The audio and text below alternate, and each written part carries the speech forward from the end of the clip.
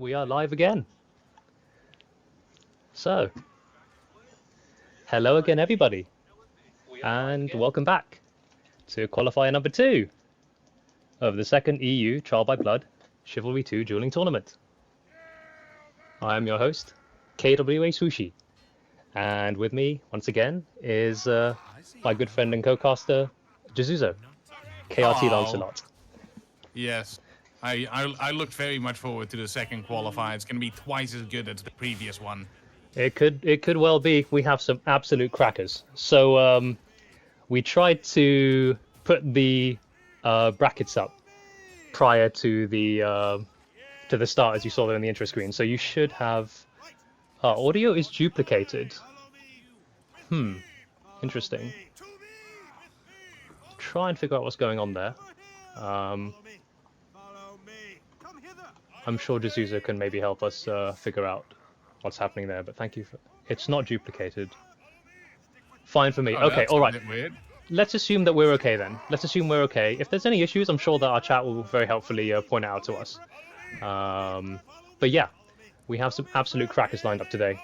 So we'll just have a look at our players. I think they're just warming up, and we can get started. We have some good matches. Even in round 1, we're starting hot, and I think one that we're all looking forward to in particular in the bracket is going to be Pablo Shagdofi, which should be an absolute cracker of a match. So let's see who's lining up, and then we'll take our pick of the best matches.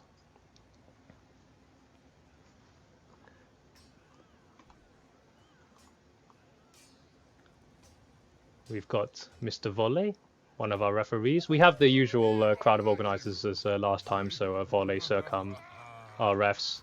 Here are our players, looking ready to go, ready to show their mettle in the Trial by Blood and try and earn their spot in the final. Yeah, I just want to see how far Doomer can get. Yes, so we have a few representatives from clans that weren't in the last one. We saw some members of the big clans last time, KWA, BKM, but there's quite a few members of some less well-known clans, maybe KRT and CC. Yes, KRT is the #1 EU German clan. I can confirm. So to clarify, Lancelot is actually a member of KRT. So I think we can afford him a little bit of bias. There's no bias here, but I'm just happy that we finally have a couple of clan members participating, representing KRT a bit. And luckily, we have the most insane people that could possibly have signed up. Yes, so I mean, not only are they here, but they're genuine contenders to win the entire qualifier. In particular, I think the two strongest members of KRT today are going to be Duma and Tedo. If we can find them. King Pod here as well, leader of SAC. So good to see a clan leader, one of our OGs, hopping in to take part as well. Well, you know, Bobux has also been training really hard, so I really hope he gets far in the qualifier. Yes, and I've heard that actually Bobux has improved a lot recently, so he may get far indeed. Although he's up against Duma in the quarterfinals, I believe. Yeah. Which would be, There he is. There, speak of the devil. Here is Duma. I think we need to keep an eye on this guy. He genuinely could go all the way. He is a prodigious talent. Let's see what he can do. He will be... His route to the finals is probably one of the easier ones amongst the top players, because he's in the top half of the draw. The other two, I would say, favourites are actually running into each other in the quarters. So another big match we need to keep an eye out for potentially will be Tedo against Pablo, which will be potentially a very, very close match. Again, two of the best players in the entire region. There's Bobux right there. Cruisin says, hello fellow nerds. Hello Cruisin, how you doing?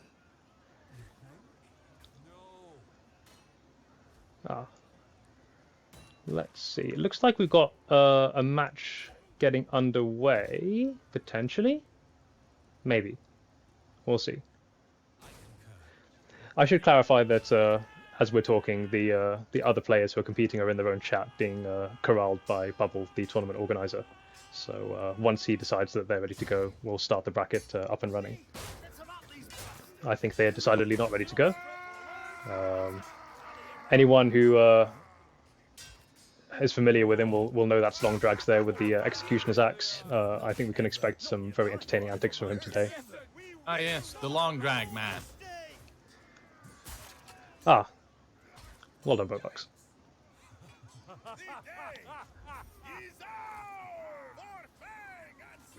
Save it for the matches, guys. Save it for the matches. Okay. Looks like we might be ready to go with that match. And we're off. And so begins round 2. So, yeah, Bobucks, what we saw there was quite normal. Bobucks has just executed someone to intimidate his opponent. And it's working, obviously. Look. That's round 1.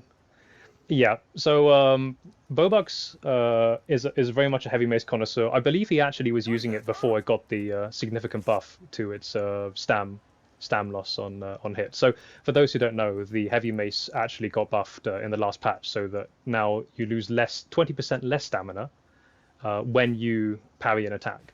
And that took the weapon from being pretty good to pretty much top tier. So I'm sure Bobucks is very happy about that, and very experienced with this weapon already. So I'm sure we'll see. Yeah, and another thing that we see a lot from Bobucks is feint to jabs. He likes to sort of make the opponent sort of lose their rhythm by mixing those axels followed by the drags and the feint to jabs. And yeah, as you can see there, just completely throwing his opponent's rhythm off and dispatching him fairly quickly. Yeah, he was one of the first people that really found the potential in the heavy club. I mean, the heavy mace. He was the first people that I really saw getting into that. Yeah. Maybe he was ahead of his time, because now it's very much become a meta weapon. So yeah, ever since he started training with Tero, he's picked up a couple of skills that primarily Tero used, especially the jabs. Yeah, the jabs we saw a lot in the last round, especially like just how much jabs are being utilized. Ever since that sort of hitbox adjustment where they're now easier to land, they're very much a part of the meta. Standard counter rally, but already you can see his opponent very low on health, and another feint to jab, and his opponent just can't seem to get past Bobucks' guard. Bit closer this round though. Maybe his opponent is just getting a better sense of the. Oh, but another feint to jab to finish, and the problem there's the problem with the jab, right? In theory, yeah, it's. Sorry, Edgezuza. Oh yeah, I misspoke. It's actually heavy mace. Sorry, I said great mace. I don't know why. Great mace, heavy mace, big heavy blunt object used to cave in knights. I think. Yeah, I want to add a great mace to this game. Good spacing with the dodge there to not get punished on the whiffs. I suppose the maul is the closest thing we have at the moment. Wow, that was a far good heavy overhead there. I think his opponent mistimed the counter, and 4-0 it is. The majority of matches in the first round should be probably not super close, at least on paper. But there are a couple which could be very close. But I think this is an example here where Bobucks really showing his class. Yeah, Rejos, this is very much a beginner tournament. As you can see, these are all new players that we've never seen before. Absolutely, you know. And if you oh, yeah. No, go on. If you have anyone that hasn't played the game yet, I think this is a great introduction in how easy learning the fundamentals of the game is. Absolutely. I mean, like, you know, I think some people, in all seriousness, I think some people will look at these tournaments and think, oh well, you know, all you have to do is just counter everything, and then you oh, well done to Bobucks there with a nice clinical win. Just, you know, all you have to do is know how to counter feint, and then I can beat anyone. But it's really not the case. There's so many subtleties to this game. There is really, you know, no one's really hit the skill cap in this game between jabs, feints, kicks, spacing, drags, spins. There's just so many dimensions to this game that you can always improve. And the level has got very, very high, as we can see. Bobucks showing his class there. Let's see another match that's going on, I think, at the same time. We've got, I believe it's Kraz against Crystallis.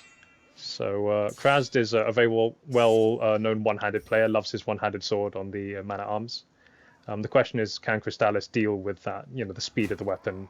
And there we can see a good gamble and a good special. Kraz also loves his specials. The special attack on the one-handed weapons, like the one-handed sword, some of the fastest in the game, and almost unreactable at times. 3-2 though, so this could be quite a close one.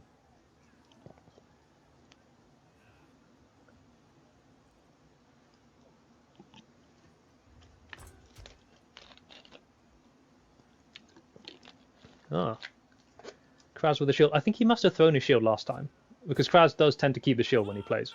Obviously, the shield's a very strong mechanic because it gives you a heavy stam loss reduction when you block the attack, but the downside being, of course, it has a limited number of hits it can take before it breaks. So we might see that if Kraz feels his shield is getting low on health, he might chuck it at his opponent. You can see Kraz sort of trying to play the spacing game, trying not to commit, and then almost baiting his opponent in as he tries to chase him there. There's another good example, not quite hitting the overhead, but good kick there. Ooh, nice kick in there. And then good spacing again. You see, he almost sort of tempts you in. He almost baits you into chasing him, knowing that he can win on the gamble with the faster weapon. And that's 4-2. Yeah, Kraz is really good at controlling the flow of the duel. Yeah, absolutely. Very experienced player as well. Yeah, very experienced. He's been around for a while. Now, we'll keep a very close eye on the other ring, because I think we may be seeing Duma or Pablo and Shagdopi coming up soon. And we'd like to watch as much of this match as we can, but I think those are two that we really want to see. Just for the attention of our viewers, we are aware that some players wanted to watch multiple matches at once in this event, and obviously we are holding matches simultaneously. So we do actually have and a good win for Kraz there. Well played there. And again, a good example of spacing with that crouching lean back attack, and he just sort of fell into the trap. We actually have a partner streamer with us today. Kakao, that's Khakao. And he's currently streaming right now. And the plan is that between us, we'll coordinate the matches so that while we're streaming the sort of, I guess, showcase matches, he'll be streaming the off matches, potentially on other servers as well. So if you're interested in anything else in the bracket that we're not showing, feel free to go drop them by. Shout out to Kakao. And you can see the other matches too. On top of that, I believe that we have some of the organizers on hand also recording. So potentially we'll have even more matches which will appear on the Tournament Grounds YouTube channel being uploaded in the coming days. So hopefully between all that, we can actually see as many matches as we can, and you can take your pickings, so to speak. So this is going to be a really good match, Shagdopi and Pablo. Shagdopi, I think, is well known to a lot of players. He's kind of, again, one of the OGs, sort of one of the main teachers of the Sat clan. I think perhaps one of its leaders. But I want to talk about Pablo, because Pablo is a very interesting case story. He joined BKM around September, I believe. And before then, he was a very, very good player, but perhaps wouldn't have been considered sort of at the top level of competition. But I don't know what they teach them down at BKM, but he has had an absolutely meteoric rise. But a good win by Shagdopi there. Good spacing, which is he's well known for. But Pablo has gone from being a very good player to being really one of the best players in all of EU. He's had very good training from BKM, so shout out to them. He is definitely one of the contenders to go very far, not just in the qualifier, but in the finals as well, if he makes it that far. Good opening from Shagdopi, though. You can see there, oh, that was a nice overhead spin. Trying to jump it, not quite. It's an interesting matchup with the longsword and the Mesa, because obviously that was again a nice matrix crouch by Shagdopi. The Mesa has more stamina damage, it has a bit more range potentially, and a bit more raw damage, but you have the longsword, which is inherently faster, which means you can sometimes get more gambles, you can often take initiative, maybe a slightly better neutral game, and that's a good equalizer, 1-1, I believe. So it's one of the more common matchups that we see in tournaments, but potentially like one of the more interesting ones in my opinion.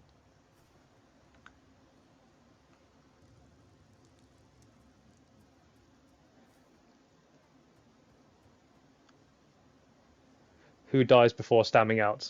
Well,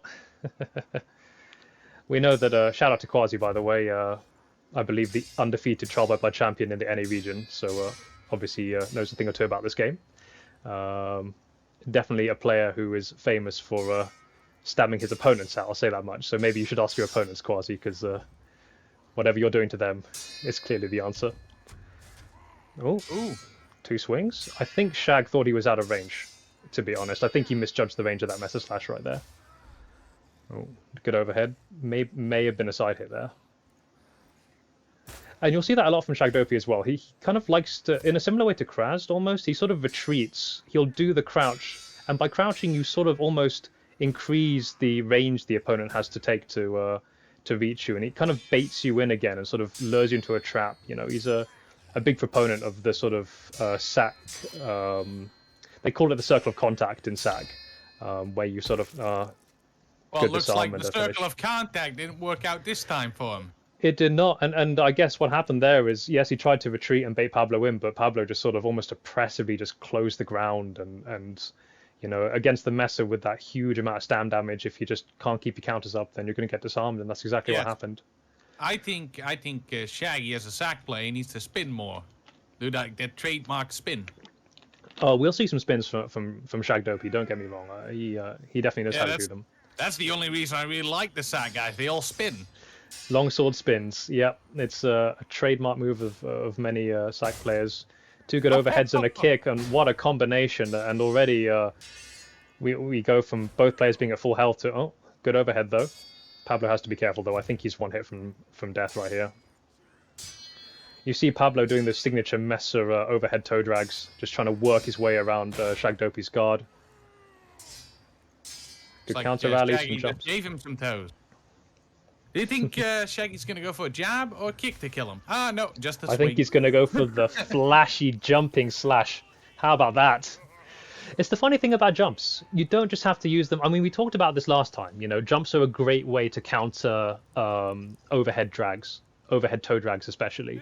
But they have other purposes too. Like, for example, there, the characters jump inhumanely high in this game, right? So if you're not tracking them well with your camera, often you can't actually see what they're doing in the air. And I think maybe Pablo just didn't fully appreciate the attack that was coming at him, and just got caught up by a regular slash.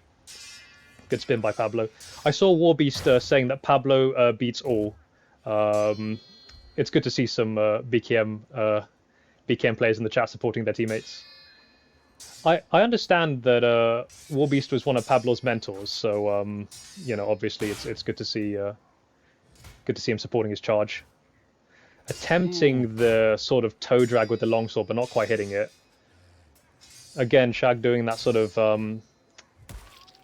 no, not quite though. He tried to bait Pablo again. He sort of walked away and then almost tried to kind of catch him at the last second by turning around and doing a stab and sort of catching Pablo off guard. But Pablo was too sharp. He kind of read it and disarmed Shag.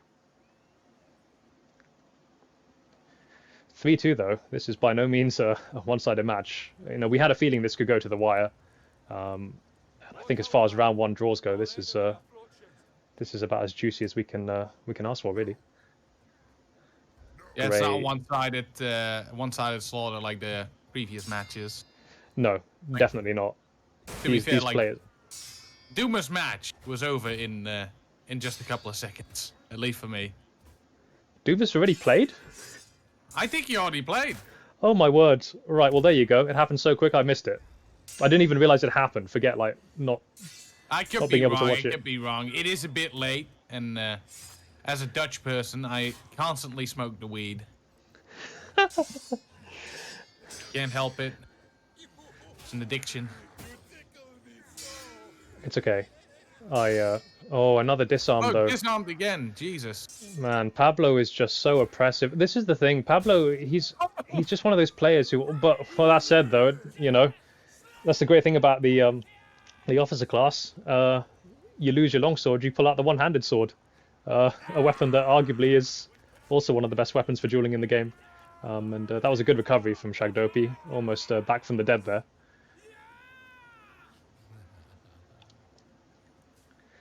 It's very interesting actually, because like obviously they're both very good players, but they do have very different play styles in my opinion, having faced them both. Sort of on the one hand you've got Pablo, who's sort of very much maybe more traditional. He loves his counter rallies, just kind of likes to stam his opponents out, just almost grind them down.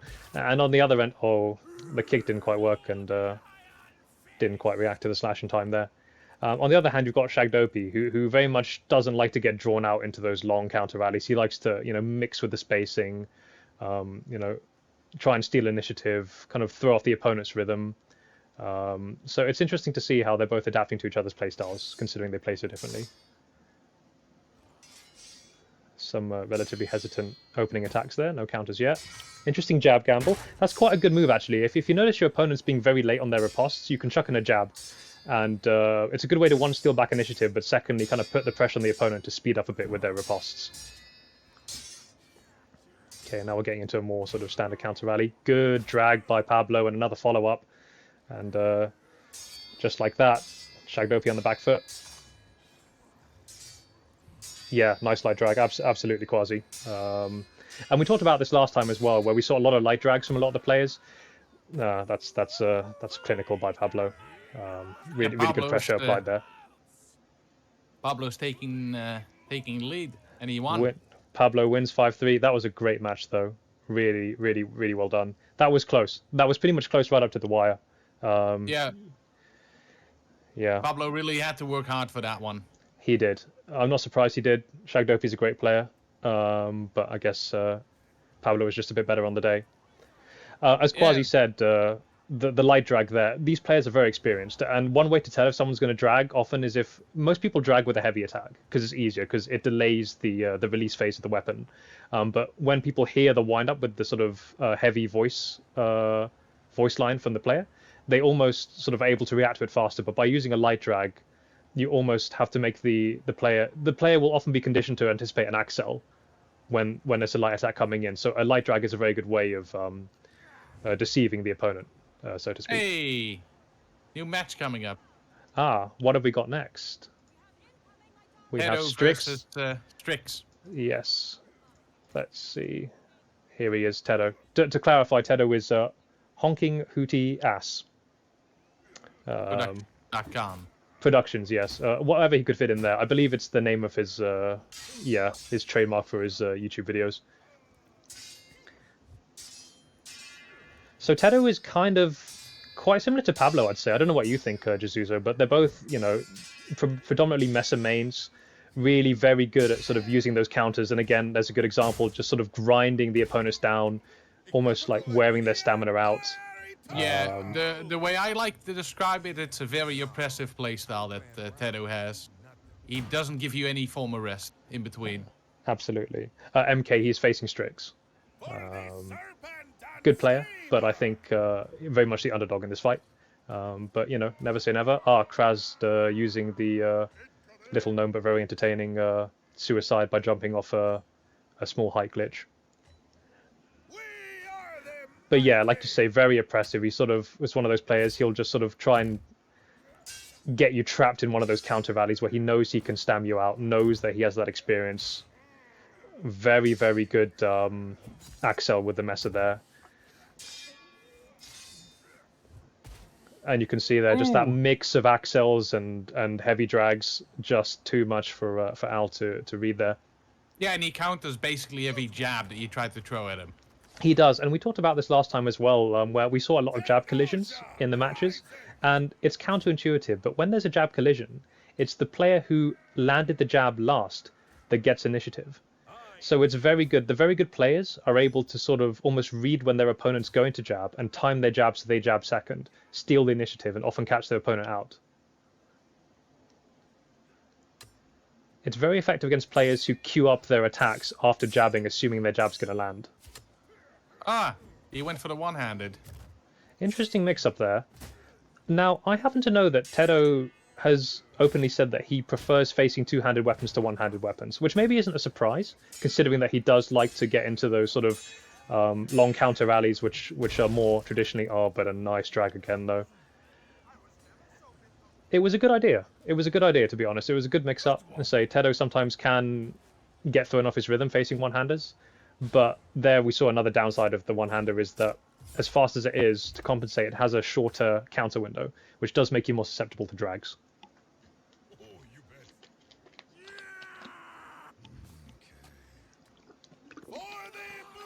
Well, Al needs to no, Strix, sorry, needs to think of something fast, because otherwise he's going to be out of here. He's really not been able to get past Tedo so far. Missed the jab. Good recovery. Another jab collision. And what a spin. Whoa. Yes, Jasuzo, you were saying? Well, basically, he counters every fucking jab. What are you going to do? How can you interrupt this man? That's it. Like, if he can... Oh, wow. And letting his opponent pick up the weapon, such is the confidence of this man. But not enough for his opponent to recover. Clinical finish right there.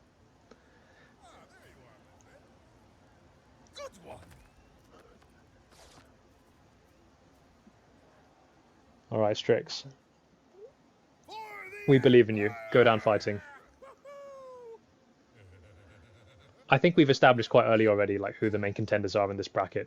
Obviously Pablo, we saw earlier, Tedo here, and if Duma hasn't played yet, we'll try and watch him, and he's another player who, like I said, is as good as they get when it comes to EU dueling. Oh, interesting. He's gone for the mace, I think, instead of the one-handed sword to maybe get that blunt damage bonus against the knight class that Tedo's using. Didn't quite get out of range of that slash. And again, letting his opponent pick up his weapon, but he says no. He'll just stick with his two-handed. Like, nah, I'm good, man. I'm good. I didn't work out to begin with. Yeah. I mean, he's trying the war axe. I just think it's, you know, weapon matchups don't matter. Oh, thank you, Long Drags. I appreciate the compliment in game. Yeah, it doesn't matter what weapon you have. If you can't land a hit on the guy, it doesn't matter what damage bonus or damage values it has. You're going to do no damage. And I think there's an example of maybe of just Tedo showing his class, and again, another one to look out for as we get deep into the draw. The projections are very interesting because if there is a decent potential that Pablo and Tedo will actually face off in the quarterfinals. And as we know, it's the semi-finalists who get through. Time to clarify, actually, in terms of how qualifying works for this draw, because we've actually made a few changes to last time. So previously we had a draw of 16, and it was the top 4 who went through, so basically the 4 semi-finalists. Things are a bit different this time. So, as per last time, top 4 get through, but now we have a round of 32. But to compensate for that, we're actually going to have 5 qualifiers for... five people who can qualify in qualifiers 2 and 3. So if you get knocked out in the quarterfinals, you're not out yet. You'll basically enter a kind of playoff for 5th place between everyone else who got eliminated in the quarterfinals. So we'll almost have like a pseudo losers bracket. So even if you get knocked out in the quarters, you're not out of it yet, because there is still a path in to make your way into the finals.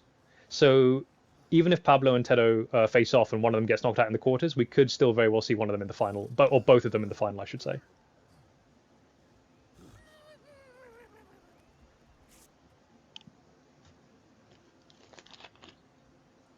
Oh, Pod.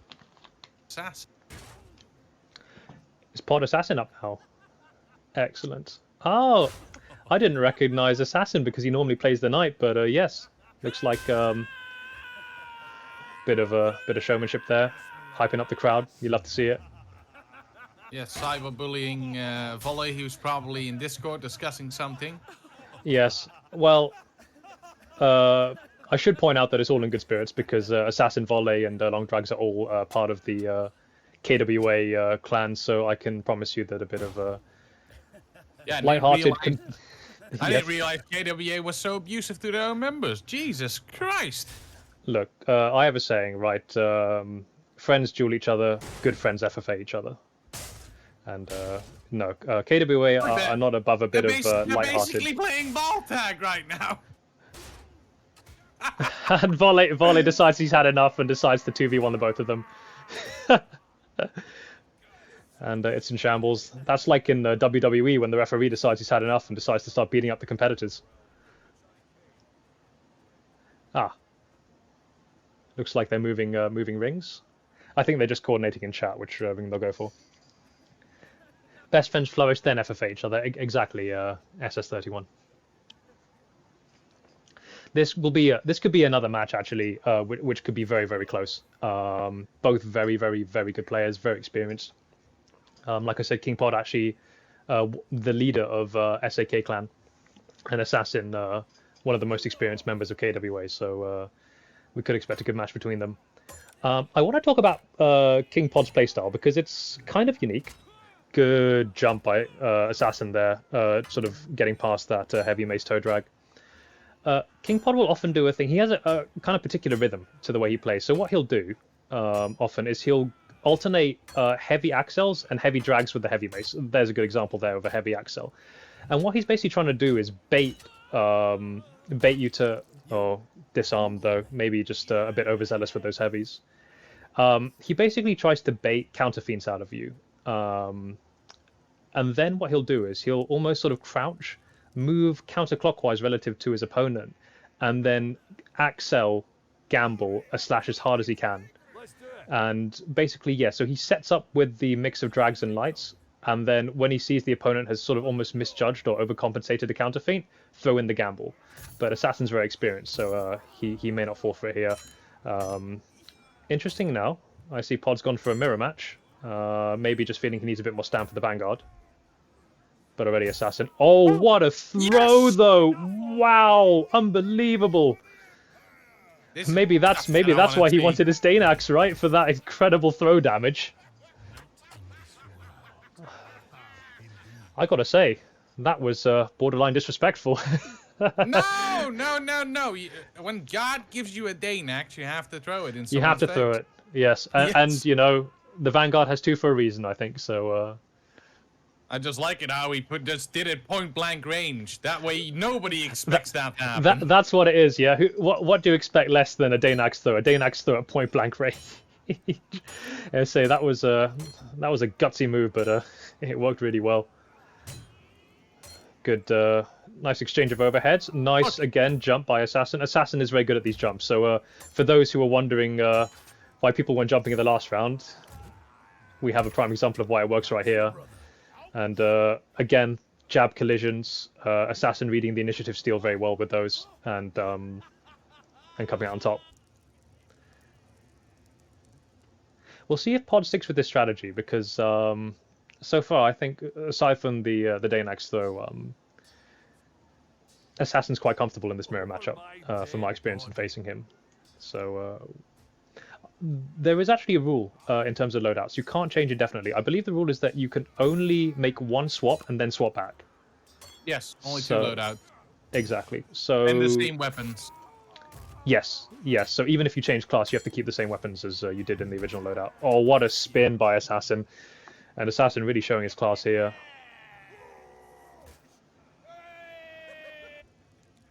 Right, yeah, and that's exactly what I thought.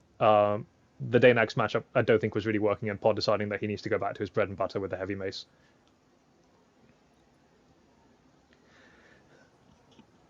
That's right, Rabbit. The Danax is obviously like one of the fastest two-handed weapons in the game, and you can really whip those axels. Trying to go for the jump, but Pod actually read it that time, and that is one risk of overusing jump attacks, where if the opponent knows you're going to go for it, you can almost preemptively pull your overhead to the side. To catch them in midair, into the crowd. And a bit of collateral damage there. Tried to feint to jab, but Assassin had his guard up a bit too long. That was successful kick. But he pulled it back anyway. He followed it up. Yeah, exactly. He Pod deciding that he'd rather just reset his character than go get a bandage. Yeah, if he'd landed that kick, he'd have got the kill, but he managed to get it anyway. So no harm done there. Look at them, just lying there.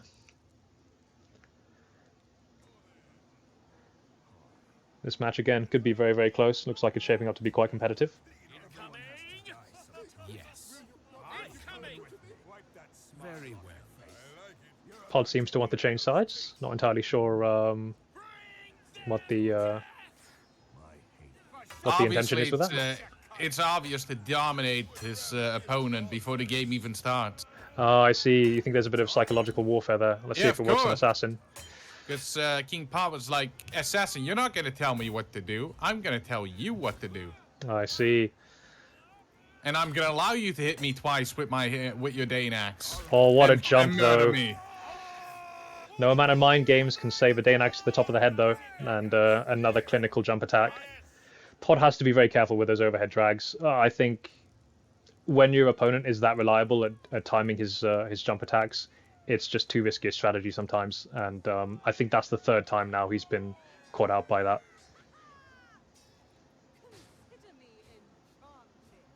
As well, he's playing a Vanguard, so that higher stamp pool means he has more stamp to play with to burn on those jump attacks as well. So it's a pretty good matchup for him at the moment. Bit of a jab game there. Oh, we're getting caught in the trap. I think Pod went for a Draham Slash there, but Assassin turned into it and it didn't quite land. But that one worked. It's another move that we saw from Howl in the last qualifier, sort of almost looking behind the opponent to get that back hit with the slash. And an amazing spin, and those Danac spins are just so lethal, and there you go, Assassin taking the win. Very good fight, but I think Assassin just pulled away with his defense there, just able to get those hits in where Pod just couldn't quite manage it, and 5-2. Oh, Pod did very well. Yeah, really well played by Pod. Obviously, a very experienced player, and it's always difficult fighting against someone with a Dana that knows what he's doing. Absolutely, and you say not to take anything from Pod. He's a very very good player, one of the almost OGs of the game. But Assassin is. I happen to know that he plays this game. He's been practicing a lot. You know, he's as well conditioned for duels as anyone at the moment. He's put in the hours, and his experience and his almost conditioning really showing there. Looks like they still would like to have a nice friendly joust at the end. Another good fight. Looks like while we were playing, Pablo went 5-0 against his opponent. So well done to Pablo, yes. Making it through to the quarterfinals. Yes. He just got slaughtered. But who's up next? Who is up next? Like, I believe Duma hasn't. Has Duma not played yet? Well, let's see if we can. Oh no, he has. Yes, it has updated. Duma's played, has he? Yeah, Duma has played. Now it's getting even more interesting. Who do we have here? Jabon? We have Jabon versus Duma, Bobux versus Lancelot, not Lancelot.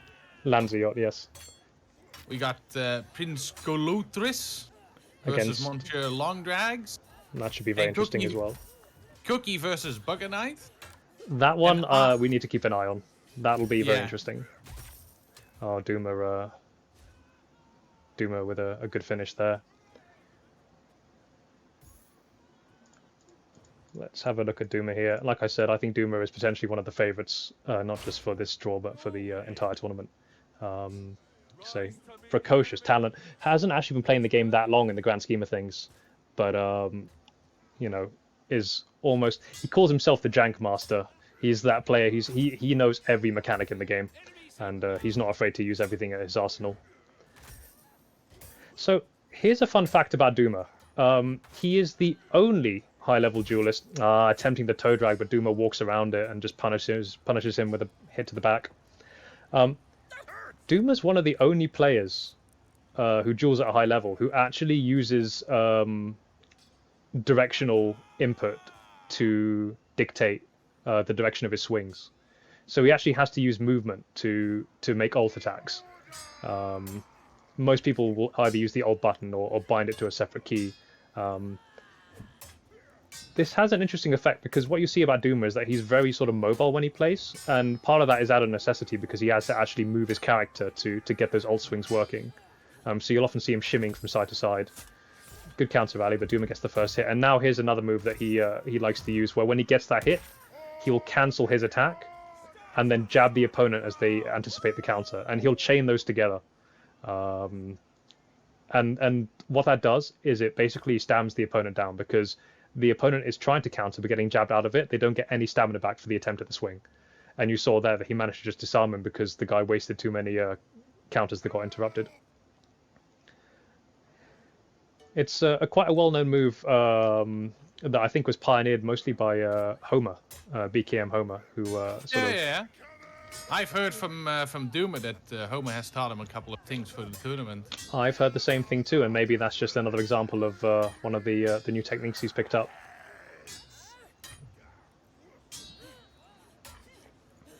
You can already hear it. Low on stamina. Low on, and there it is. There's another attack cancel into a jab, and it's not just the stam advantage it gives you, but it also, you know, and there's that stamina I was talking about. There's the problem: if you just keep on jabbing them out of their counters, eventually they'll have nothing left. And the less stamina you have, the less options you have. It's a great way of making your opponent second guess themselves. You know, if you're low on stamina, you have to counter, right? But if you're going to get jabbed out, then you don't know what's coming. Eventually Duma goes, no, I'm not going to cancel. I'm just going to follow through with the swing and knock the weapon out your hands. And he counters everything. That's the most frustrating part. I mean, what do you do against this guy? He's very good at his counters. Very good defensive player, absolutely. And again, another disarm. His opponent just can't seem to read his offense right here. He's just not countering enough. And it's 5-0. GG. That was a very clinical match by Duma, so well played to him. Bobox with the friendly slap in the back right there. Yes. And Monsieur Longdrag is starting his duel against Prince Colotris. No, I don't know. I don't know how to pronounce that. Why can't people just have normal names? We'll go for Colotris. What to say about Longdrags? It's all in the name. It's in the name. Literally all in the name. It's all in the name. I think the one thing we can safely say about Longdrags is he's not shy to tell you how he's going to play. That perhaps some of the finest drags in EU. I think we can safely say. He's also perhaps one of the most entertaining players to watch, in my opinion. Sort of not above a good amount of antics. So Longdrags is a good case in point in where you don't have to play orthodox to do well, and the general sort of overarching philosophy in dueling at a very loose level is you want to condition an opponent with accels so that they start countering early, and then you throw in a drag and and I think there's a case in point of some of the drags that Longdrags is. Look at that one, and two enormous drags. I mean, this guy, I tell you what it reminds me of, right? He's like the striker in football who has a penalty and he points at the corner of the goal where he's going to shoot, and he shoots there and still scores. You know what he's going to do. It doesn't mean you can stop it. Those drags are ridiculously good. So normally, players will condition their opponent with accels. Oh, sorry, Jizuzo, yeah? It's like the perfect drag. It's incredible. I've not even seen anything like it. I've look at that. Him a couple. Just look how fucking slow that goes.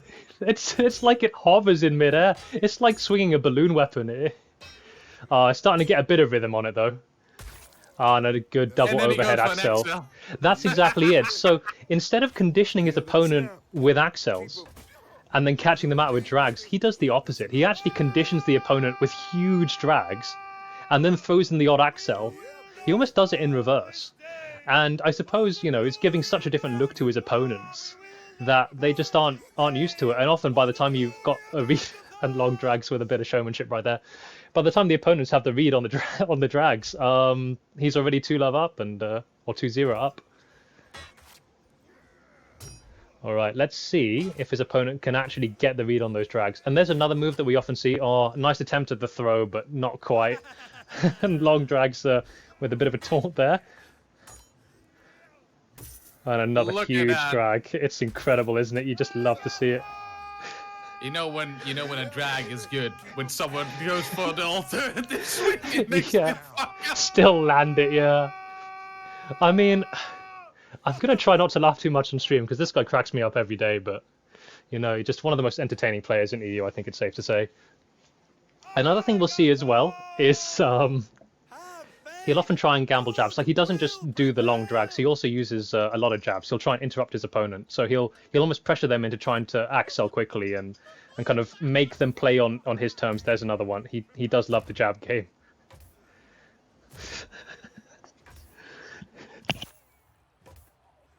Sorry guys, I'm really trying not to laugh here. Like, this guy just cracks me up. And the disarm, I think that's what happens when, you know, you try and throw out too many jabs. They're both probably quite low on stand right now, but long drag's just coming out on top there. Yeah, baby. That's another victim. I'm gonna be honest.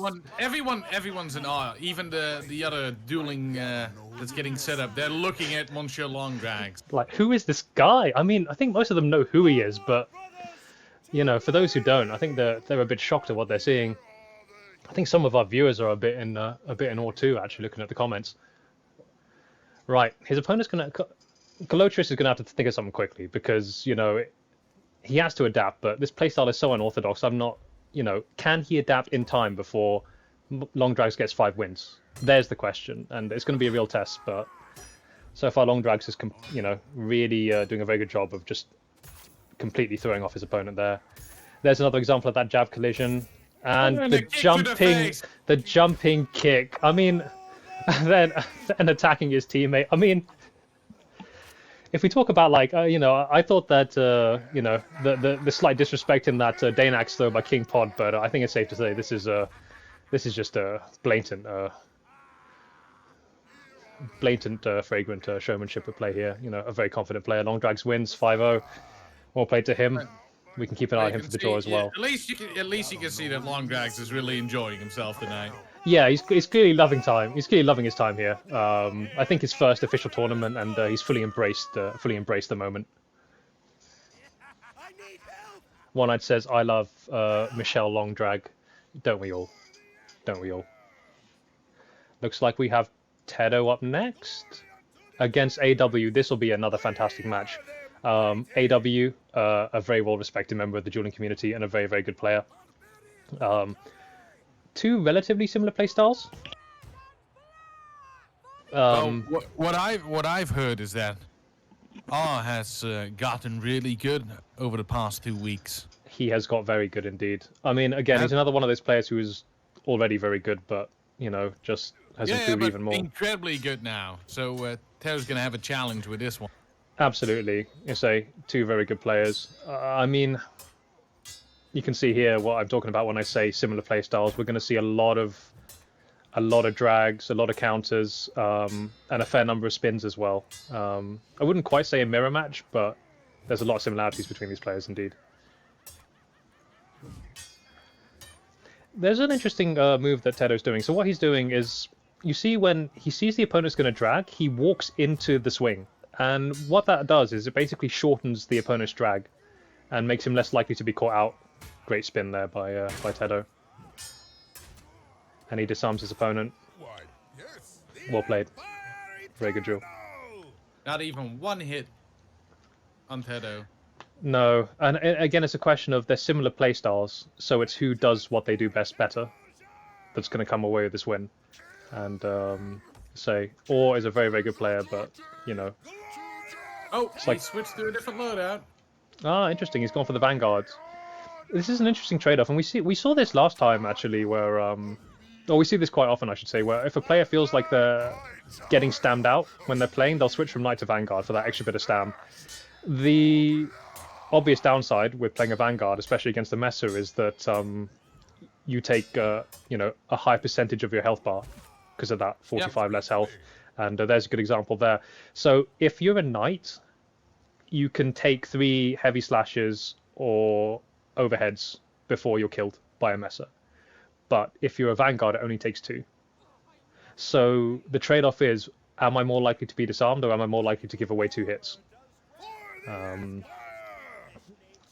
So we'll see if it works out for him. Of course, if it's not working out, he can obviously switch back to the Knight. Yeah, but the thing is, you can trade health for stamina, but you can't trade stamina for health. This is very, very true. At the end of the day, if you have no health, it doesn't matter how much stamina you have. Stamina is more important than health. Until you're dead. Until you're dead. Great drag there. Just catching all out.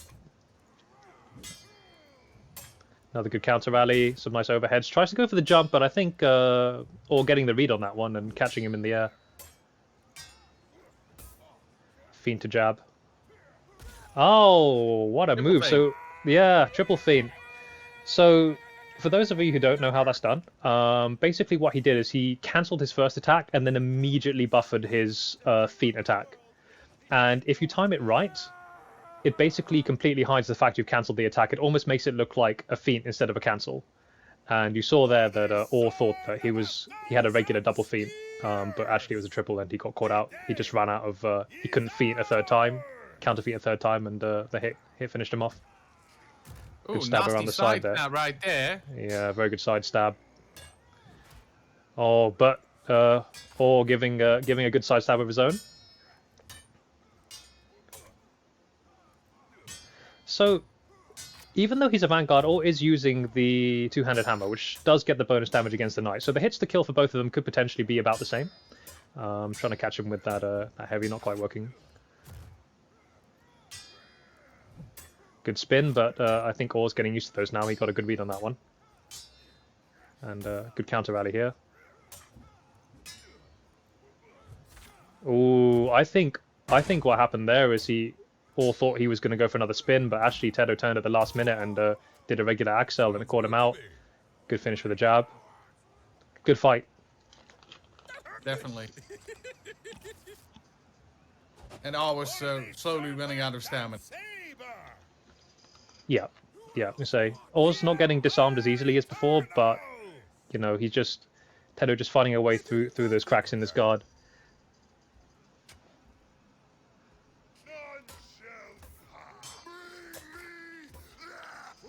Oh, that was a fancy move by Orr. That nice overhead into slash reversal spin there. Tedo going for an overhead drag, but reading it, but not reading that slash drag, and then going for a spin. Oh, that's unlucky with the missed stab, and he needs to be careful again. He's already had another spin to finish him off. Or just not quite able to read that, almost like you said, oppressive playstyle where he just kind of wears you down, and that'll be 5 to Tedo. There's basically no escape. That's the way I describe it. Like when you fight Tedo, he just keeps coming at you, and you don't have any time to think or try something else that you're not used to. He doesn't allow any leeway for any form of things that you normally wouldn't do to catch him off guard. Yeah. He almost like draws you into the trap of playing like he does, and then beats you at his own game. Hello, Bulbasaur. What can we do for you? Hello there. Hello. Hello there. That was rather thrilling. We're taking a short break before the courses. Okay. What? How much time shall we take off before we return? Oh, it's probably just a few minutes. Does No this problem. mean I can finally go to the toilet? I haven't gone to the toilet since the Yeah, last you stream. can. Go ahead, mate. Go ahead. Ah, fabulous. Okay, viewers, we will Did you take a say short. since last week? Since last week, I've like the only thing I've done between these streams was sit here waiting for the next stream. You may want to get that checked out by a doctor. Yeah, that doesn't sound too healthy. But yes, okay, we'll take a short break, viewers, and we'll be back in a bit.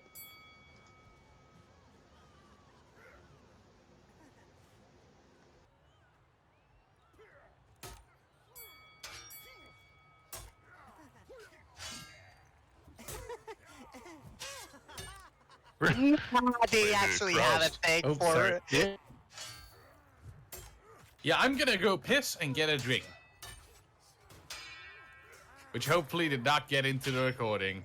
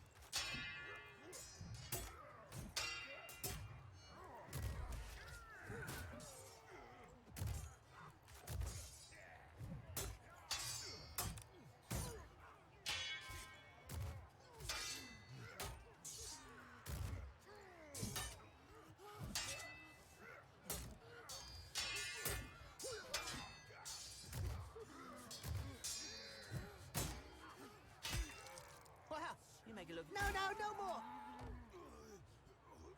You will pay! They are coming right. Oh my lord, they're here.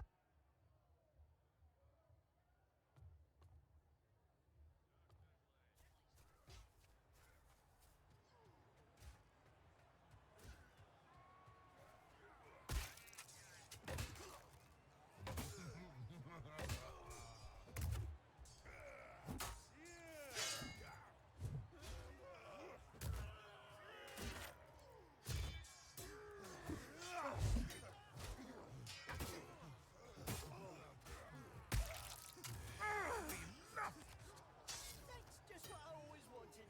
Not to die on the battlefield. Stop it!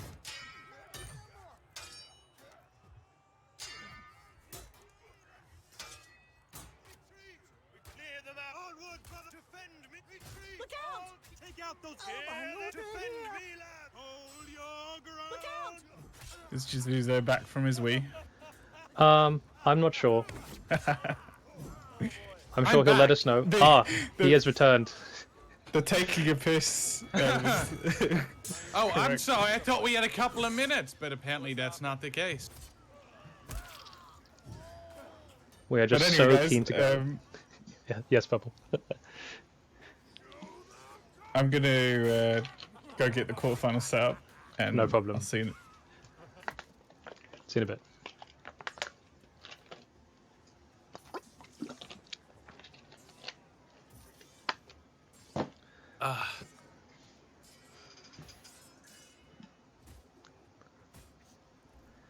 So I think it's safe to say that quarterfinals is where things are going to really heat up, because we've got the preliminary rounds out the way, and this is when people are actually playing for their qualifying spots. So Yeah, and when I look at these at the quarterfinal, these are all matches that I want to see.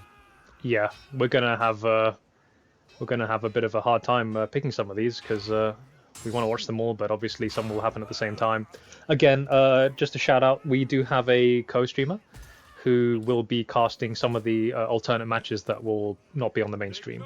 Kakao, so that's Kahkao. He's currently streaming off matches, I believe, so if you want to watch some of those, feel free to stop by and give him a watch. And as well, we're going to have some of our officials actually record the matches as well and upload those to the YouTube channel in the coming days. So hopefully, between all that, we should be able to see nearly everything. But we will stick to what we consider to be the most exciting matches on the mainstream, of course. Ah, yes, anything with a KRT member in it. Yes. Oh, KRT Duma versus KRT Bobucks. Oh, That's a good one. And I think as well, another one we absolutely need to watch is Tedo against Pablo. yeah, but on the other hand, I really want to see more of Monsieur Long Drag before. So do You I. know. And speaking of matches I want to see, we have Assassin against Krazd.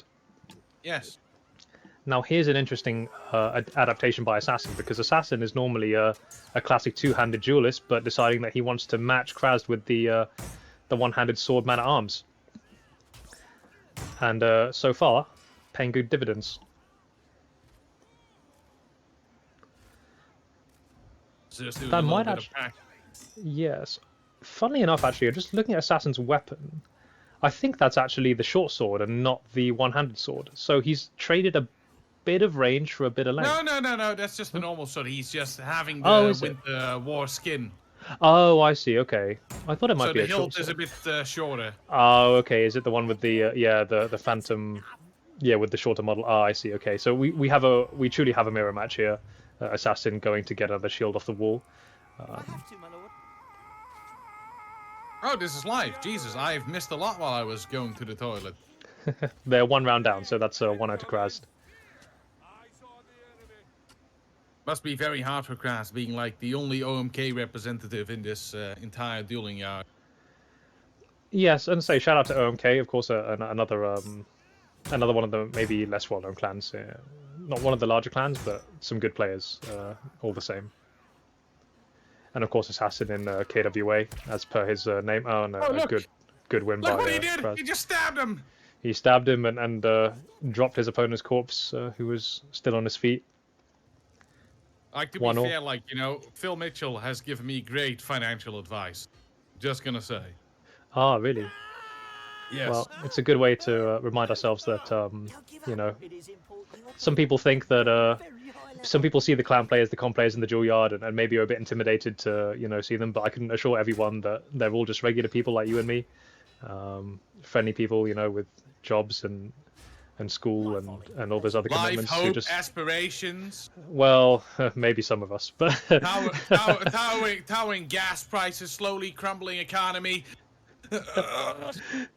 I feel so bad for Phil Mitchell that he lives in the UK.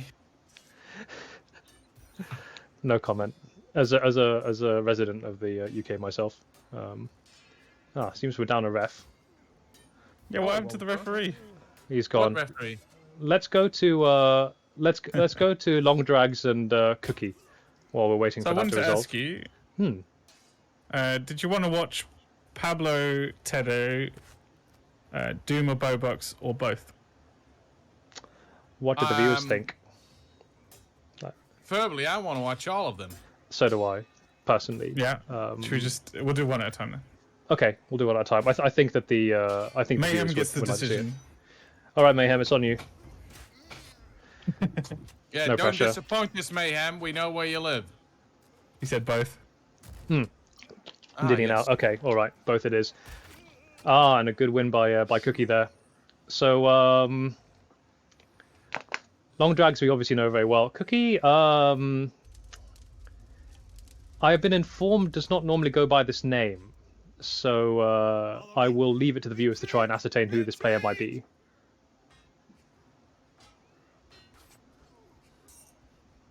We don't know. my lord. We Oh don't yeah, know. absolutely no idea. No, couldn't possibly guess. No, for sure.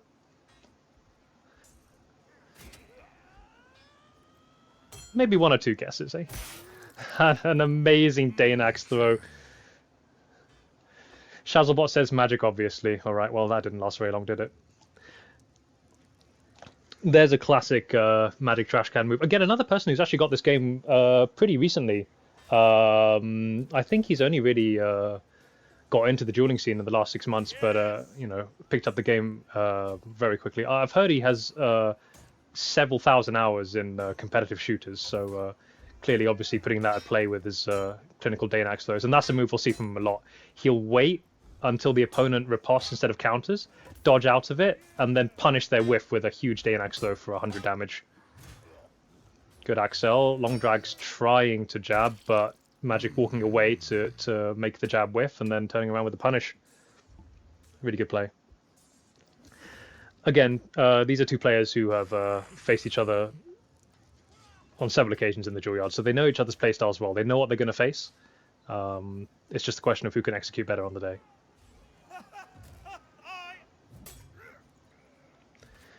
Booger Knight says explains the Danax throws. Yeah, absolutely. A signature move. Oh, good dodge. Quite brave to go for the dodge instead of the block. And a nice good drag there. Jab collision. Oh, that was a big Axel. I didn't hear a contact animation, though. I think that was an unintentional inside hit. But, oh, good gamble by Long Drags. And then the jab collision takes the initiative. And a good win there. Close fight, though.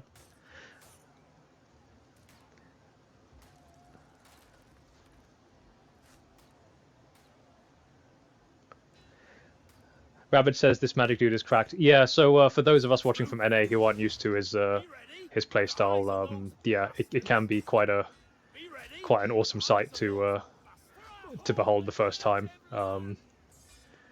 I think most people who face him the first time often get caught out, even the best players, before they realize what has happened. And those Danax throws, yeah, even the best players can fall for them. Yes. And I'm one There's of the... another one. Oh, look, there we go. Speak of which, yeah. Ooh. And there's another move that he loves to use. He likes to use those cancels. The Danax is a very fast weapon, right? So you have to get your guard up early when there's a wind-up. He almost takes advantage of that by using the cancel, making the opponent flinch, so to speak. and then exploit the fact they're caught with their guard up. And as soon as they try and attack out of the guard, he just gambles you out and hits you with an overhead.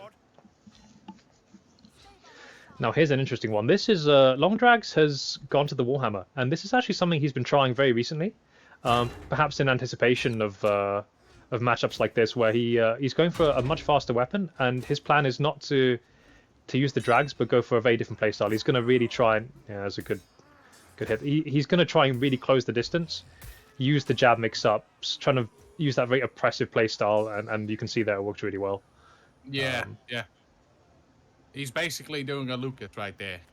Yes. Except that he doesn't only use overhead. No, I think we'll still see some very good drags. Long Drags is the kind of player who can drag with a cudgel. Like it's in his DNA. So we'll still see some of that, but he's going to definitely change up his playstyle now that he's got this weapon.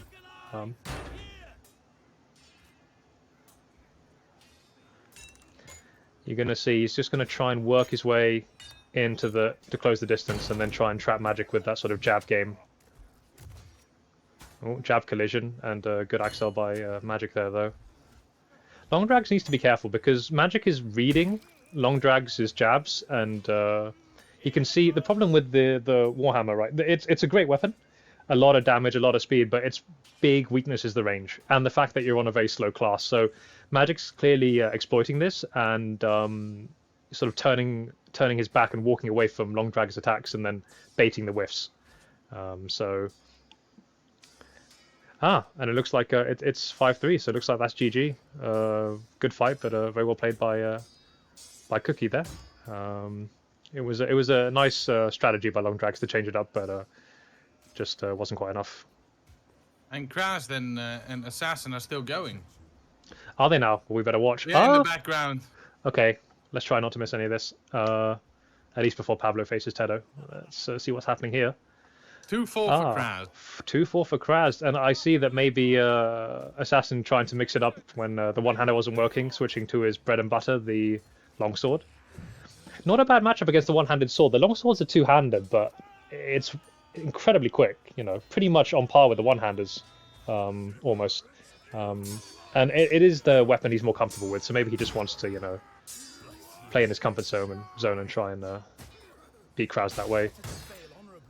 Jab to kick by Kraz, but Assassin not falling for it. Got the special, amazing spacing there. He missed that by a hair, and that lean back crouch stab. Just starting the combo, just managed to get Kraz 4-3. This could be a real nail biter. Assassin's getting a comeback. Yeah. Kraz just needs to get one more kill, and then he'll pull through. He does. I think the question is, is it too little, too late, or can he really pull the comeback? We'll see. But I'd put my money on either of these guys. Again, a good contrast in playstyles, because Assassin, is a bit more happy to get into your counter rallies. Likes his spacing. Kraz, sort of maybe a bit more, he likes to use some more unorthodox tactics. He likes his jabs. He likes his kicks. He likes to play the neutral game a bit more. Yeah, he likes to keep his distance too. Yes, yeah, almost sort of luring his opponent into that trap of trying to chase after him. And of course, the one-handed sword, it's a one-handed, but it has deceptively long range. Oh, good. It's the special. Good stab. Yeah, got to be careful with those specials because when you start the special animation, your character movement and turn cap are heavily limited, and if the opponent can read it and they can almost like bait it and space it, there's very little they can do. It's a very easy move to punish, and great finish by Assassin. 4-all. Tebok asks, is it quarterfinal or semi-final to get into finals? It's semi-finals. So the winners of the quarters will make it in. But if you lose in the quarterfinals, you will enter a playoff for a 5th qualifier spot. So just because they lose in the quarterfinals does not mean they're out. And some very, very good players have been eliminated already. So we could see some very good matches in the playoff draw as well. Oh, Assassin not quite reading the overhead there. Oh, Kraz going for the gamble, but Assassin, with a good axel, but the special, and he tried to space it, and he just couldn't quite do it. He couldn't quite read it correctly, and he got caught out. And that's GG to Kraz, so well played to him. Great fight.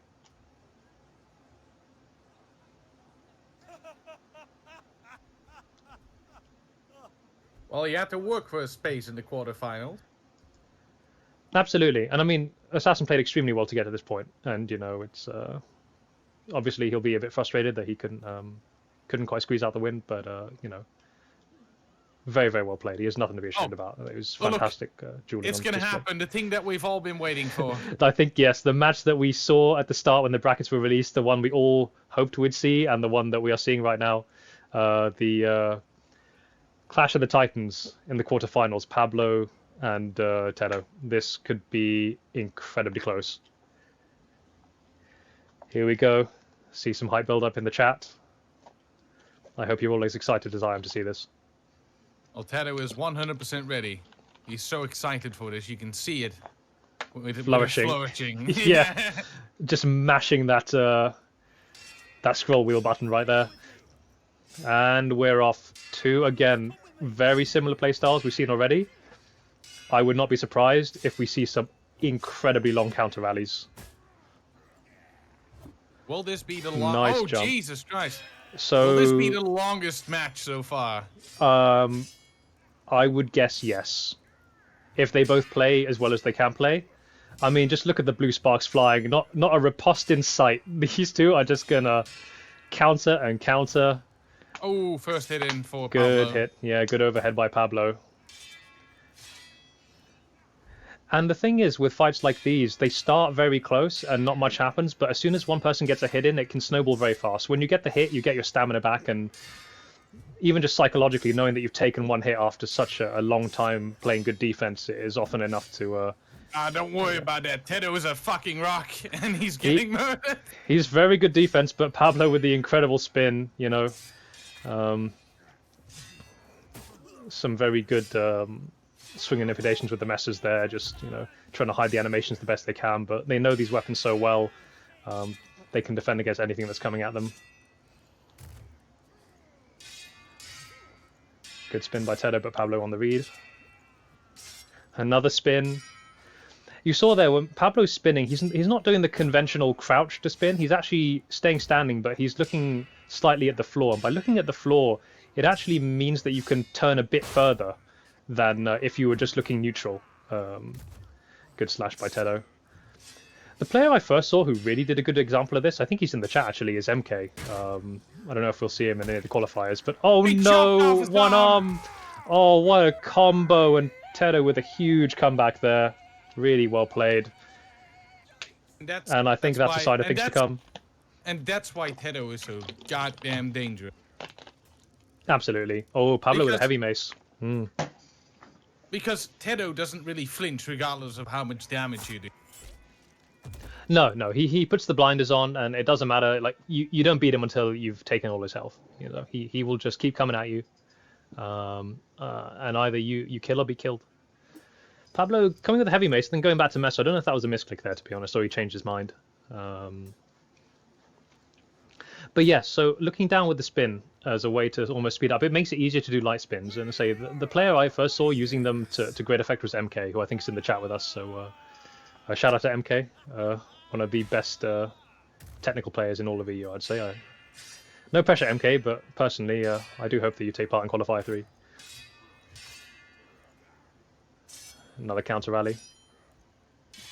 I'm hoping Alex will show up for Qualifier 3. I've been informed I don't believe that he'll take part. Of course, Alex doing very, very well in the previous Trial by Blood, but I think on this occasion he won't be taking part.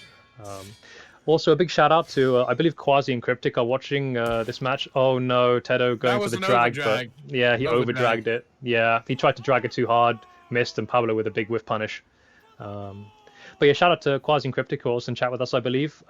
Two of the best players in NA, and Quasi, I believe, the undefeated Trial by Blood champion 3 times in NA. So shout out to them. Thank you for coming to watch the best that EU has to offer. 1-1.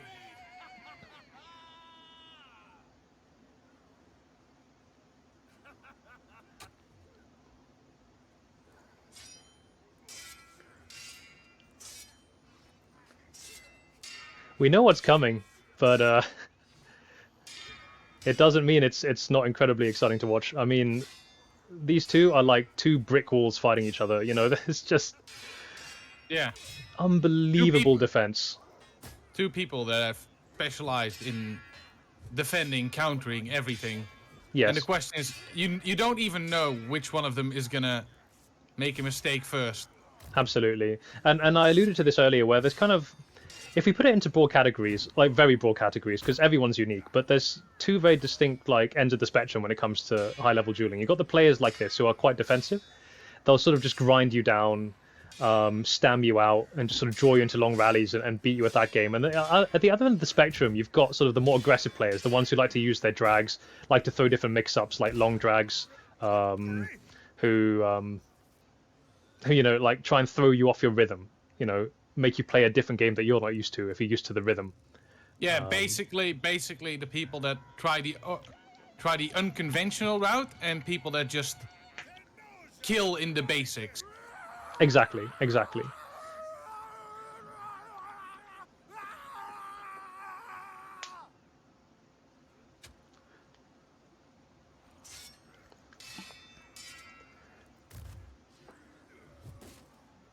Nice heavy by Pablo there. Good first hit.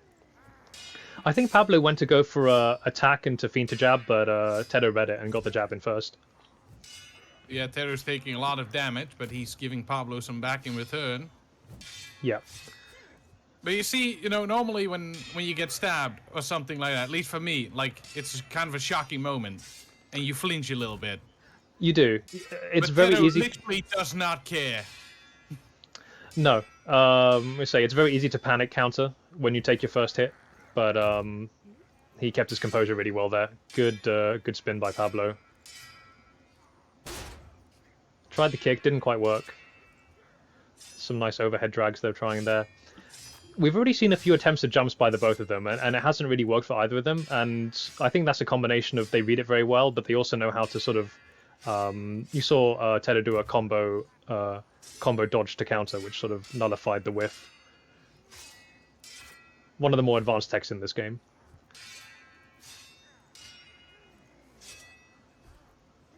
Oh, missed kick, but couldn't quite punish it. Oh, but he gets the kick to finish. We should have seen that one coming. We couldn't see Tedo's health bar, but I guess Pablo realized that he was in kick range and just tried to get that one kick in.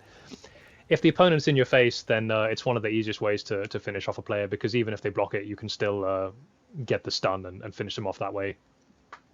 I think Tedo realized he was in trouble and tried to make space, but couldn't quite hold him off.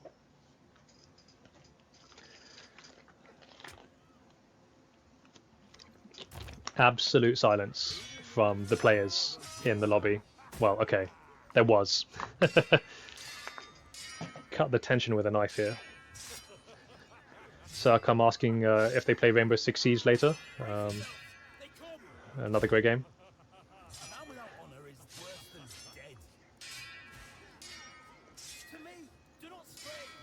Ah, yes, Tedo hitting Senpai in the way. Interesting. I mean, technically it's an advantage. I believe you get stand back for hitting the spectators, so we best be careful that they don't, you know, get caught up too badly. Another good counter rally. A bit more riposte in this one, actually, I've noticed. Less counters. I do wonder if maybe all the jabs have you know, kind of made them second-guess themselves a bit. And, yeah, more jabs. Oh, Pablo getting the second jab and getting the initiative on that one. Oh, Tedo with a good heavy axel. Not something you know that you see as often, but Pablo very much caught out by that. Oh, and Pablo with the overhead gamble, and oh, what a well-timed attack that was.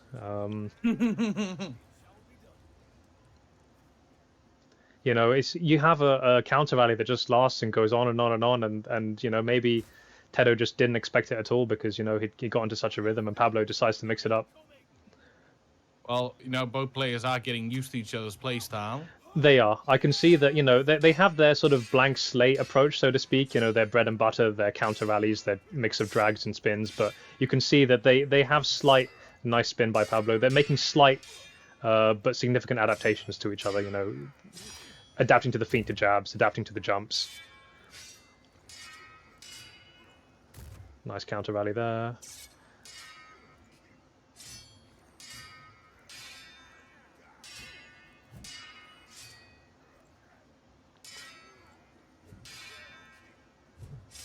Pablo is very similar to Astro, and I think this is a signature, telltale sign of like the really good BKM players with the Mesa, where they're able to manipulate the weapon in such a way that it almost floats, it almost just hovers.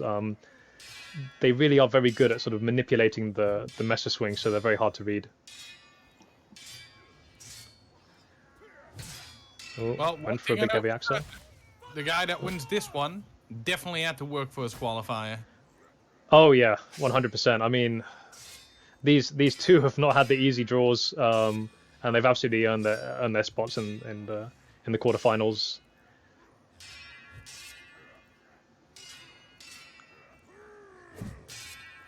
It's a nice rally going here. Pablo with the first hit, but Tedo still with plenty of health left. I've noticed at least once or twice that Pablo has gone for those overhead gambles, so I do wonder if we'll see another one. I think he's sensing that Tedo is really keen on doing some, big, heavy feints, and we'll caught him out with that drag there. All right, Tedo's got to be very careful here. He's very low on health now. Yeah, but maybe. Oh, sorry, viewers. Ooh. Apologies for that. I think we just caught the end of that there. Another good finish by Pablo.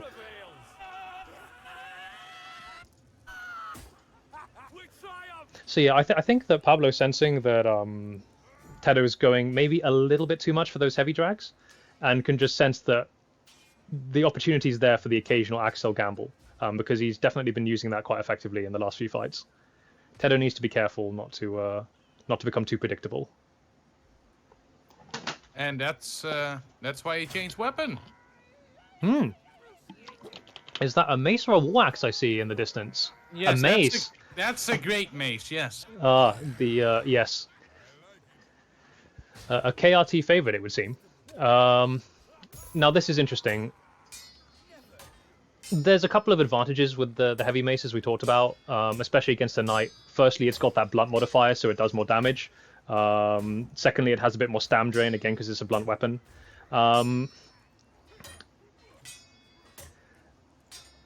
I don't think we'll see too much in terms of a change in playstyle. I think that Tedo's just going for that slightly better sort of stat advantage. That said, though, Pablo may have to be a bit more conscious to get a few more counters in because of that increased stamina drain.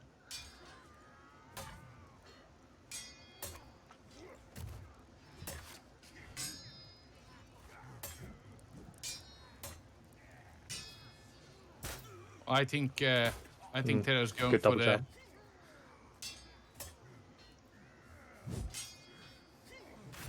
Oh, nice gamble.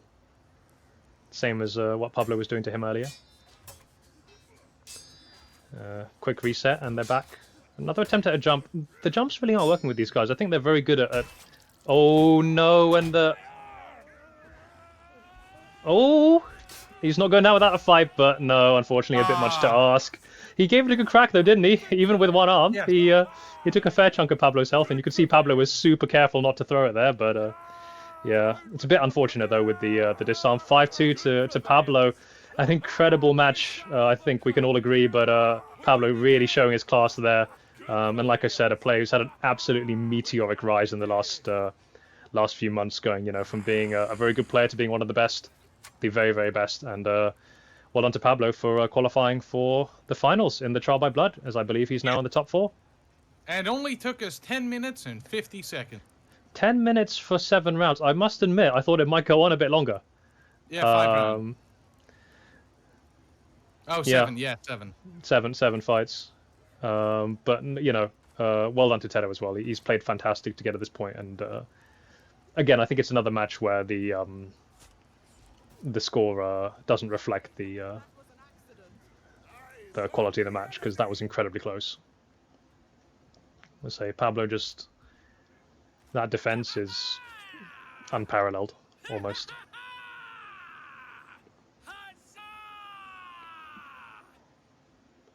Yes, now we're waiting for Duma versus Bobux.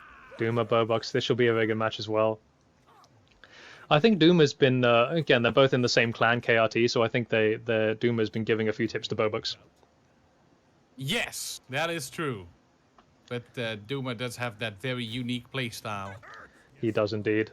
I might actually try and grab Pablo for a quick chat while we're waiting. Let's see. Where? If you just bear with me for one moment, I'm going to try and get hold of him.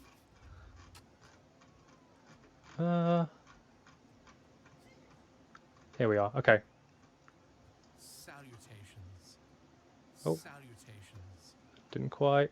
Drag him down again. The wonders of technology, people. Hi, Pablo. Are you there? Yes. Hey, man. Well done. That was an incredible fight. Thank you, man. How do It you was feel that really went? hard. I was shaking. I'm gonna lie. It looked very tense. It looked very, very, very tense. You know, some very long rallies there. It was sort of one of those blink and it's over in the blink of an eye, if you know what I mean. Yep. It was really tough. He's really good, Tedo. Absolutely, absolutely. But you know, congratulations. You're now through to the final of Trial by Blood. You must be excited to take part in the finals. Well, you know, the finals have Astro and maybe Luke Dane. Don't have a lot of chance, man. I don't know. I wouldn't say that. I think you could definitely have a very good run at the tournament. But I think we're all very excited to see how you do. But yeah, congratulations once again. We look forward to seeing you in the semi-finals. Okay. All right, I'll let you get back to practicing, and Yeah, I'll see you playing a bit. congratulations, Pablo. I'm very happy for you. Thanks a lot. All right. Thank you for your time, Pablo. We'll let you get back ready for your next match.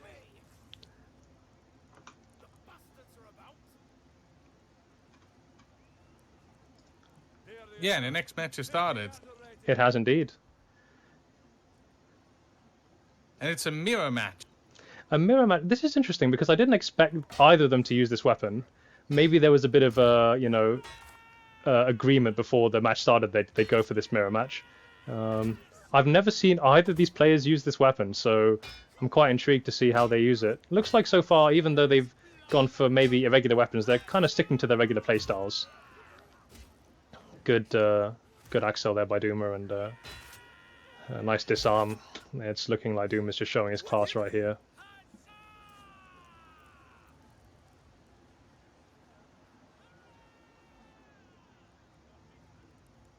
Duma becoming the #1 Dutch player in all of Chivalry. Ooh, there's a statement. Moment. There's a statement because I think we can all think of one Dutch player who is a bit of a legend in the Chivalry community. Oh, who would that be? A legend by the name of Homer. Who's Homer? I've never heard of him. You've never heard of Homer, have you? I'm kidding. Where have you been the last 10 years, my friend? One of the absolute legends of the melee slasher genre. I believe actually won the first ever EU tournament in Chivalry back in 2021. So I understand is not going to be taking part in this Trial by Blood, but if I'm being honest, if there's any player who has nothing left to prove, it's probably him. But yes, maybe perhaps we have a case of a prodigy, you know, coming to show his class in Homer's absence. Ooh, big slash drag by Bobucks. Duma not quite getting it, but getting the initiative back, and another disarm. But oh, still another hit. This still could go either way. They're both one hit from death, so don't count Bobucks out yet. Although I am worried for his stamina. He's not getting many counters in, and Duma getting the first hit in from neutral and getting the win there. Good one.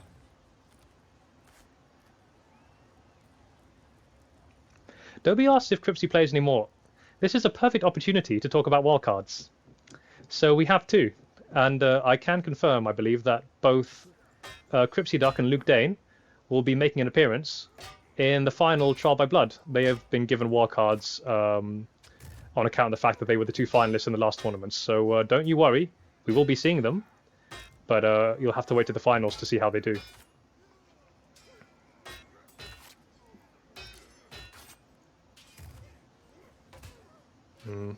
Duma getting the jab back. He went for the attack cancel jab, but Bobucks obviously is used to Duma's playstyle, knew it was coming, and just held his parry up. Some big drags there. Again, the Execution is actually probably one of the most famous weapons for being able to do those enormous slashing drags. Very good weapon in TO for that reason. You know, it's players who aren't good at reading those drags easily caught out, and a jab to finish by Duma. Well played. It's almost like Duma is good with every weapon. It's But what we talked about. He is taking a bit more damage than he normally would. I think that's a case of Bobucks knowing his playstyle. Because if you're not used to fighting Duma, you know, you're not used to some of the, I guess, fireworks, so to speak, that he's able to put on display. And Bobucks asking for a bare fist fight. Now, I'm not sure that Duma will accept this. I think Duma may just want to... Oh, no! He's taking it! We've got it, lads! We've got our first bare fist fight in this Trial by Blood. This will be an interesting test of who's been practicing their brawl matches in Chivalry 2. In the limited time brawl match event. Which I believe might be out now, actually, if I'm not mistaken. It is out right now. It is out now, yeah. So if you want to get your bare fist game going, then go check out the brawl queue for a limited time. Looks like Duma is taking this one as well, though. Duma doing a very good job. The fists have very short range, so he's doing a very good job of crouching to avoid the hits and then hitting with the counter attack. Duma wins 5-0. Well played to Duma. Very, very good fight. Good performance by him. Absolutely clinical. Oh, let's go to this match. And we have long drags against Tedo, and this is the playoff for that 5th qualifying spot. So now this is their last chance. They have to win every fight they have put in front of them if they want to have a chance of making it to the final. And an absolutely clinical combo from Tedo to finish long drags. 4-0. Again, can long drags make the comeback? Well, never say never, but so far it looks like it's been quite one-sided.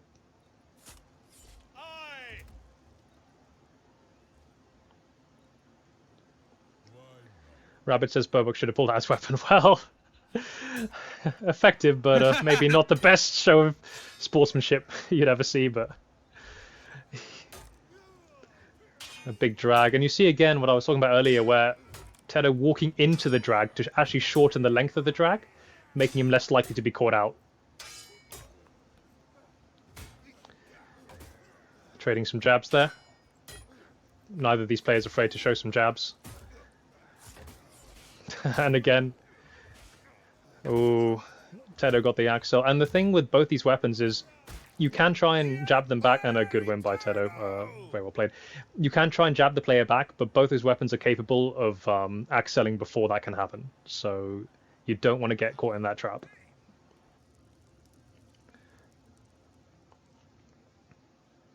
Tedo won against long drags. Yeah, good fight. We will see. I believe the plan is to actually show that the 5th place playoff finals prior to the winners finals. So we'll get the chance to see all of our competitors who have qualified take their spots.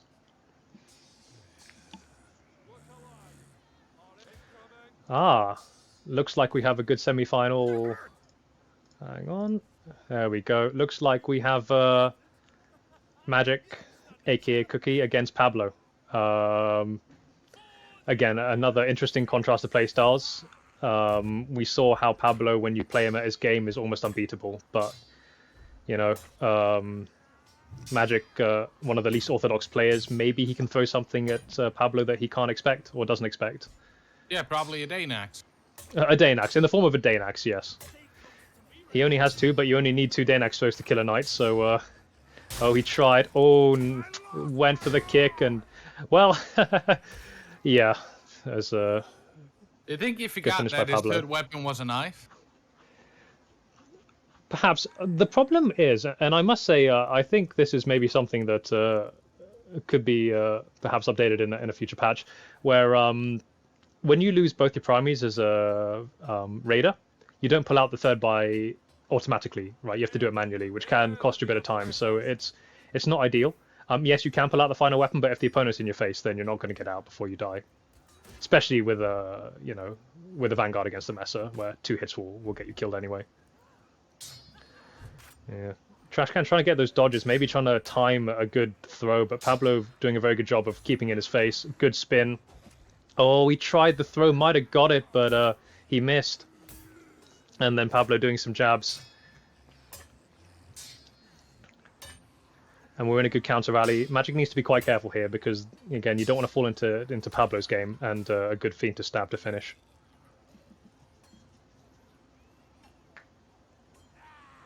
It's a prime example of good fundamentals. You can throw, you can throw the kitchen sink at someone. You can throw all different kinds of lookups, mix-ups, I should say. But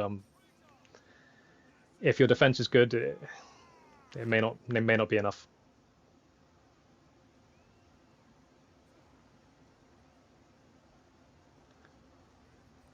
Trashcan with some of those trademark attack cancels. Pablo getting the read. Ooh. Tried to go for the whiff punish, couldn't quite make it. Another counter rally, a big double overhead. Oh, needs to be careful here. He's very low on health now.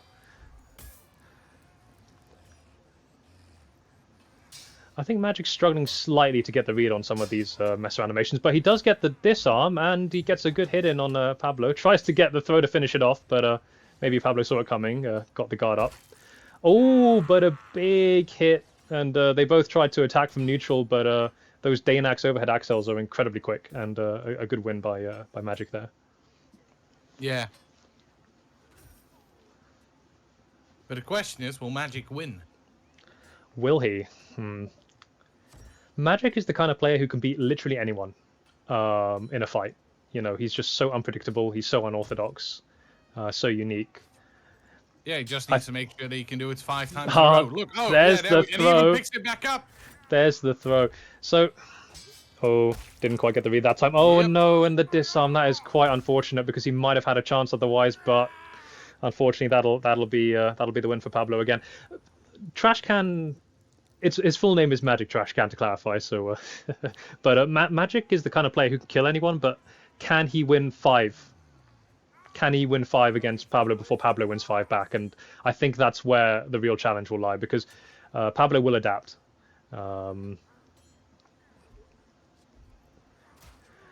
way that oh, but what a throw! And I mean, well, I say adapt, but it looks like Trashcan's upped his game a little bit.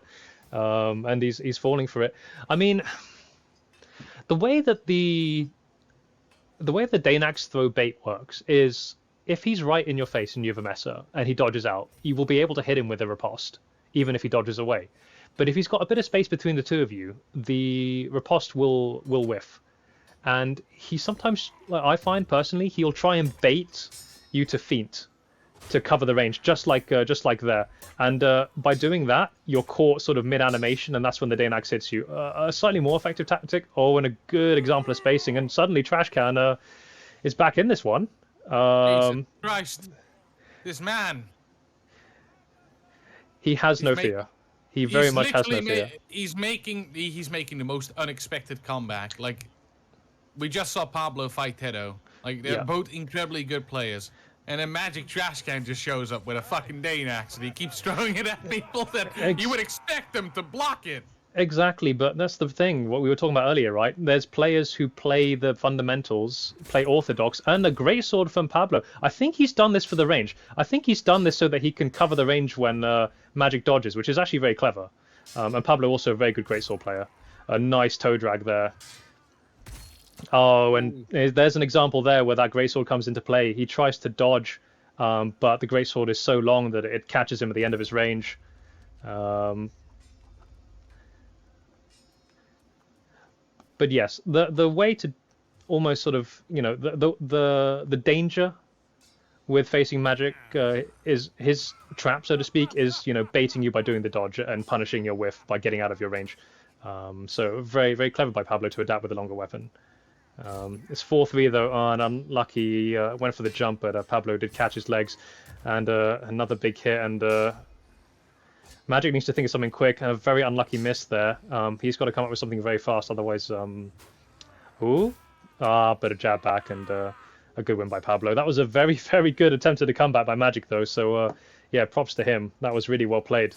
Gave him a lot of trouble, and yeah, close. But Pablo showing his experience, pulling through there. Well played to Magic though. That was an incredible performance to get as far as he did. Am I right in thinking, Jesuzo, that was the semi-finals? Yes, that was indeed the semi-final. Excellent. So even though Magic couldn't quite get past Pablo on this occasion, he will have another crack at it potentially because he is another player who is through to the TBB finals in a couple of weeks. So congratulations, Magic. We look forward to seeing you there. Okay, we've got Senpai and Bobucks in what I believe is the oh no, we've got Assassin and Bobucks. In the alternative bracket for the 5th place. Exactly, in the playoff. And it looks like Bobucks is 4-0 up, so Assassin's going to have to come up with something quite quickly here, otherwise he's going to lose his chance to qualify. Nice, Well, I have a gamble feeling that it will probably end with Tedo and Bobucks fighting for the 5th spot. It's going that way, isn't it? It's looking Yes. like it's going that way. That'll be quite a good match. Again, two players in the same clan, they know each other very well. They know their play styles, so we could see a good match there. But let's not count Assassin out yet. Very experienced, so maybe he'll pull off a big comeback. Trying to go for the double jab, but Assassin knowing what's coming, keeping his guard up there. Yeah. Oh, a huge slash drag. Hello, Bulbasaur. Welcome back to hello. Captain Couch. How are you I'm- doing today? Yeah, good. I may have joined the wrong channel, but Ah, I see. Well, you're always What welcome here, Bubble. information do you have on who's gonna win the losers bracket?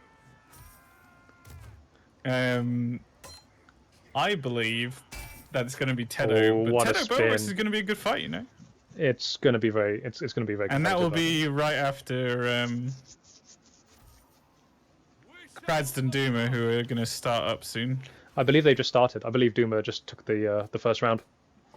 Ah, yes. Well, enjoy. I'll go back to where I was actually going to go. Yeah, I'll see you in a bit, Bubble. See ya.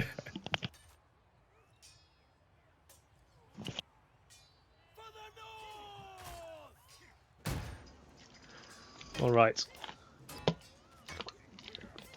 Kraus sticking with the one-hander, but going for a mace this time for a bit of that extra blunt damage. Oh, Yeah, and good axle by Duma. Duma is just a wall. It's just a wall with that mace. Duma's a wall with spikes.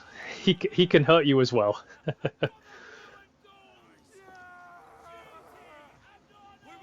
Kraz does have a big challenge though if he wants to get past Duma. I think Kraz also likes the jab game, the sort of mix-ups, but Duma also very experienced with that. So Ooh, he good spacing baited him. though. Yeah, great spacing by Kraz to bait it, but I think Duma got a hit back there, so fairly even. Trying the kick, Duma reacts very well. Of course, Duma with the heavy mace, a lot of stam drain, but Kraz does have that shield, which means he can afford quite a few riposts. He I think tried to hit the floor. Jab to finish. I think he tried to hit the floor to cancel it, but he got caught out by Duma's overhead. What he does is he smacks the floor and then he jabs you when you try to attack. Oh, I see. That used to be an extremely effective strategy, but I think there was a patch a little while ago, which means that after you hit the ground, you have a bit of stun before you can get a jab in. So you can't jab quite as fast as you used to. So I think Duma managed to get his hit off before the jab could hit him. Quasi says missing to jab is better. Yeah, exactly. I think ever since because of that slight stun you get after hitting the ground, it's often faster to just miss the attack than to hit the ground.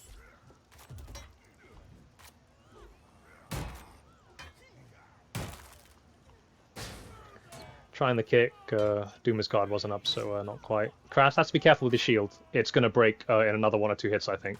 I think Kraz was trying to run away to get the shield throw without being punished, but Duma chased him to make sure he couldn't do it. And if he's not careful, that shield will break, and he'll get the last hit he needs to win the fight. Oh, nice side hit with the got a good angle there. You could see he just walked around the side of the guard to get around Kraz's counter, and that's 4-0.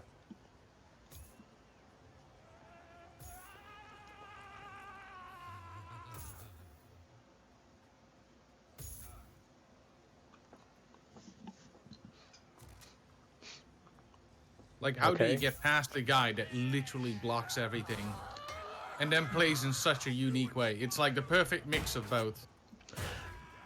It's very hard to answer, and I think, you know, it's a tough question. And I mean, the question is, can anyone even find the answer in this draw?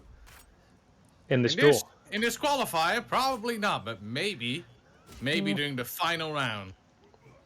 We'll see, because we've already seen just how good Pablo has been. If Duma gets through, and that'll be an incredibly good final. Say, if there's anyone who can, you know, out defend Duma, it probably will be Pablo. So it could be, and that's a 5-0 to Duma. Really, really well played. Looks like we're going to have our maybe not unexpected final, but a final I think we were looking forward to all the same. Suits me. Sure. But before we get to the final, I believe we're going to have our 5th place playoff to determine our final qualifier first. Forward. MK says Duma is crazy. Yeah, I think that's a pretty fair and succinct description of the way he plays. Again, a player who, you know, good fundamentals, but is not afraid to use every mechanic that the game has to offer, and just overwhelming for the average player, I think.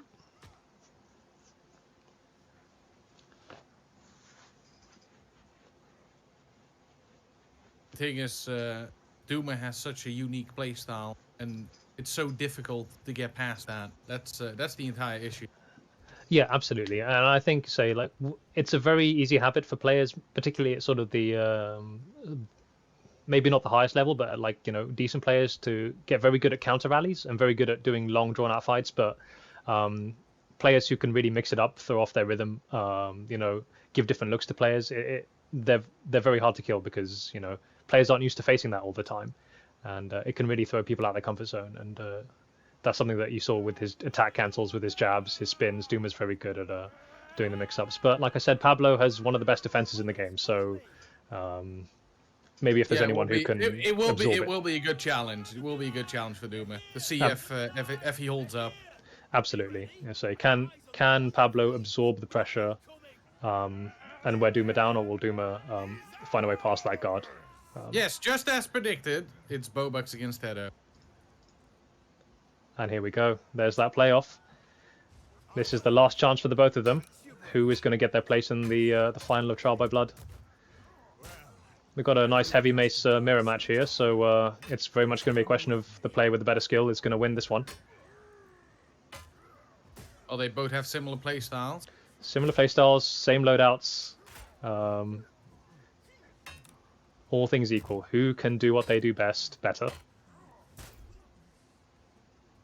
Bobucks trying to make some distance, get some stand back. Yeah, I think that was a reset, just trying to, you know, make sure he doesn't get disarmed.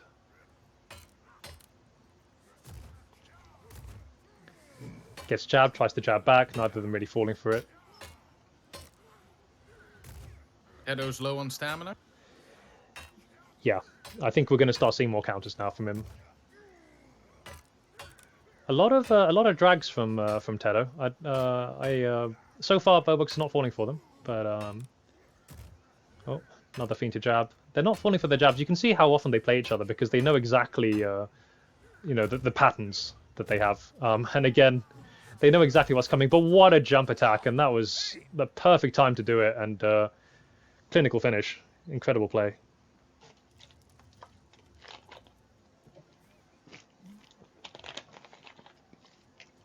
Well, you just have two emaciated people trying to fight each other with big sticks.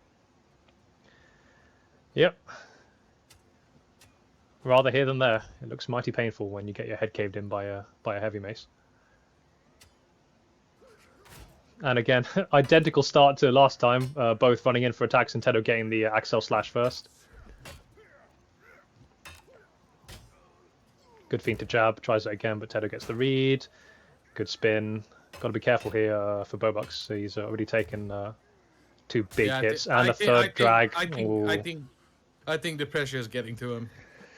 You think? Yes. He's played very well so far.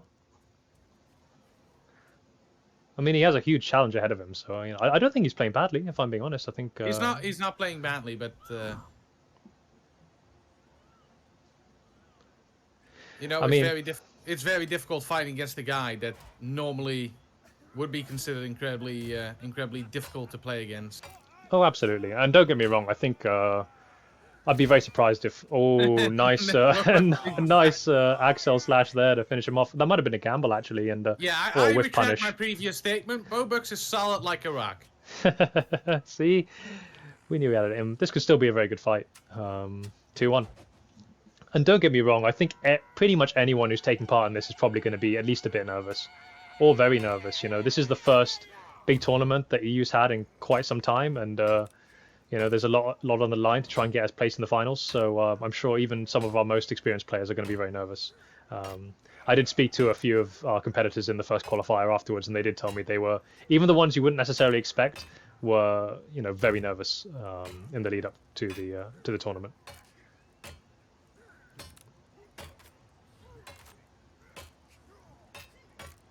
Good counter rally here. You see, they're doing a good mix-up of Axels and drags.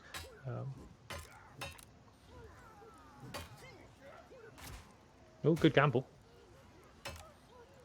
Again, maybe so we've seen Tedo fall for that a couple of times, where he throws out a lot of drags, and kind of becomes maybe a bit too predictable, makes himself susceptible to the gamble. But Bobux tries it again, and Tedo realizes what's coming, and he actually, you know, speeds up his swing a bit and catches him out.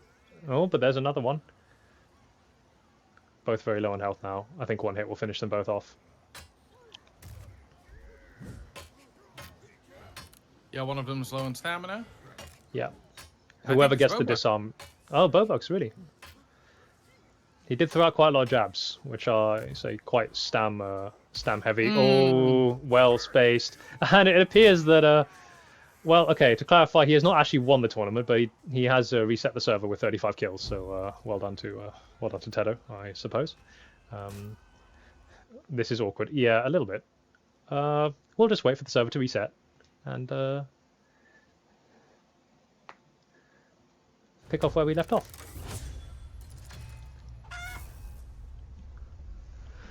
As you can see, I did my part.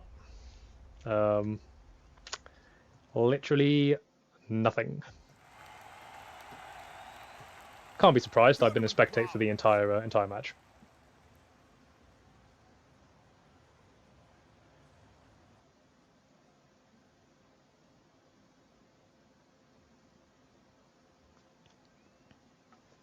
Oh, it's very exciting compared to, you know, the previous qualifier. Like the amount of matchups that we have here, like how close they get, in my opinion, is a bit more closer than the previous one.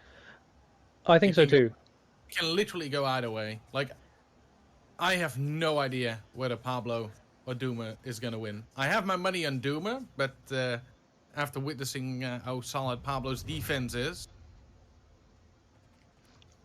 It could go either way for sure.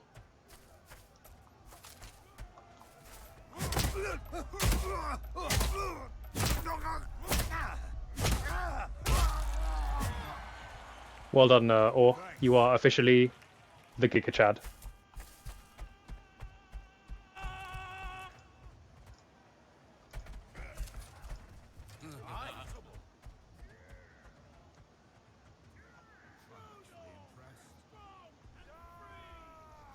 Oh, I see Tedo in the game chat with a bit of...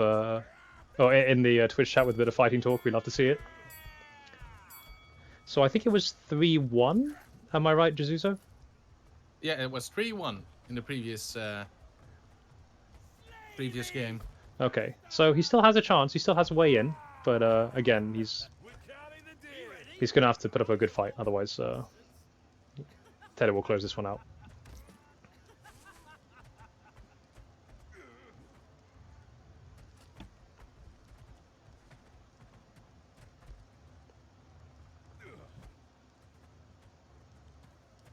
Double saw with the nice little dance there. Thank you, Bubble. Looks like Bobux are doing... Circup unimpressed by those moves and decides to kill Bubblesaw. Yeah, Bobux doing the psychological thing. He's making Tedo wait. Oh, I see. Like a prize fighter trying to get the psychological edge. Yes, or like a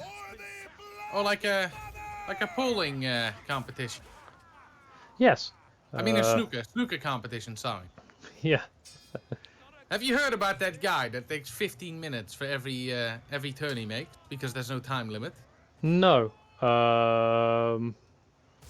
No, I can't say I'm a snooker expert, so I'm afraid I don't know. Well, I'm also not a snooker expert, but when it's 3 at night and you're still on YouTube, you see the weirdest stuff. Oh, I see. Maybe I'll give it a watch. But I'm sure that no snooker match could possibly be as exciting as a Chivalry 2 tournament, let's be honest. Well, to be fair, watching a man, walking around a snooker table for 15 minutes, there's nothing more exciting than that. Ah. Bobok says his game has crashed. That's a bit unfortunate. I'm sure he'll be back with us shortly.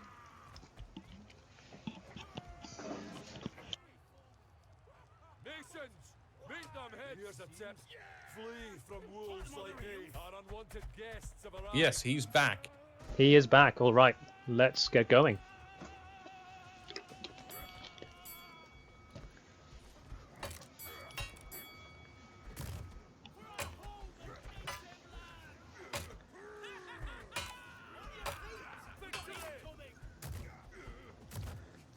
And clearly still warm from the start of their duel, picking up exactly where they left off here.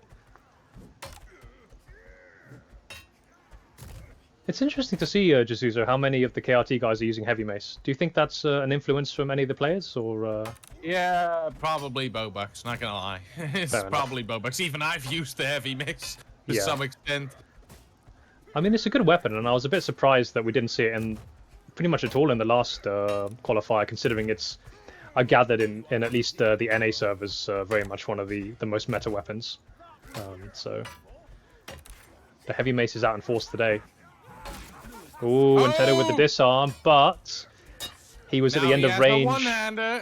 He does quite lucky to avoid the punish on the disarm, and a good Axel by Bobucks. He gets his weapon back though, so a bit of a reset, but he is very low on health. When you get disarmed, even if you can't get the follow up, you do still take a bit of damage. So you know, he's very low on health now after that punishment. Yeah, true, but I think Bobucks would rather have had him killed at that very moment.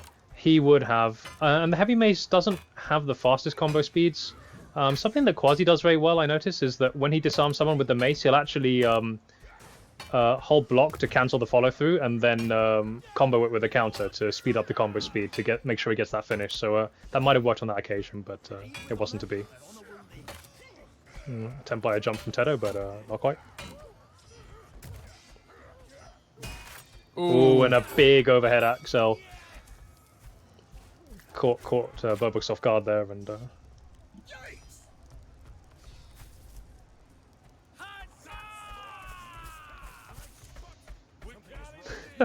Casey says these fights are much better than yours, Quasi. These guys make mistakes and die. Yes, so the NA Trial by Bloods are actually saved, I think, on this Twitch channel and also on YouTube. So if you want to see one of the best players in the game showing off their craft, go check out some of those and watch Quasi win them. Some pretty dominant displays he's had. He is a master of this game, and I'm sure we can all learn a lot from watching him play.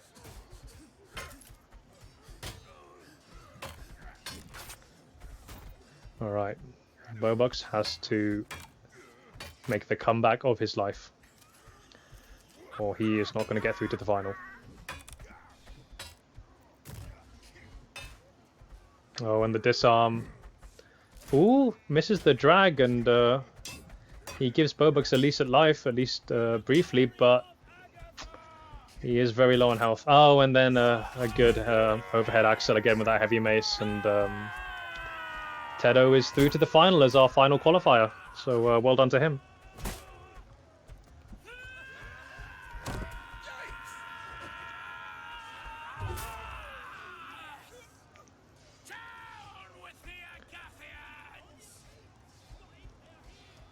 Well, it's quite difficult, you know. I didn't expect Tedo to defeat the #1 EU duels player, Bobucks. Yes, Bobucks does like to declare that he is frequently that he is the #1 EU duels player, but unfortunately he wasn't quite able to Nah, he's still the #1 EU duels player. The thing is, he says it, and most people repeat it, so I guess it's fine. Pablo just warming up a bit there.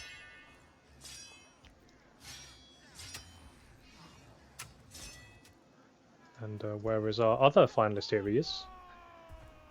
So, Yes, now we'll see the thing that we've all been waiting for. Yep, this is it. This is the big showdown. Again, a final that perhaps we are not surprised to see, but very much wanted to see. Two of the best players in EU. And potentially a taster for things to come in the finals.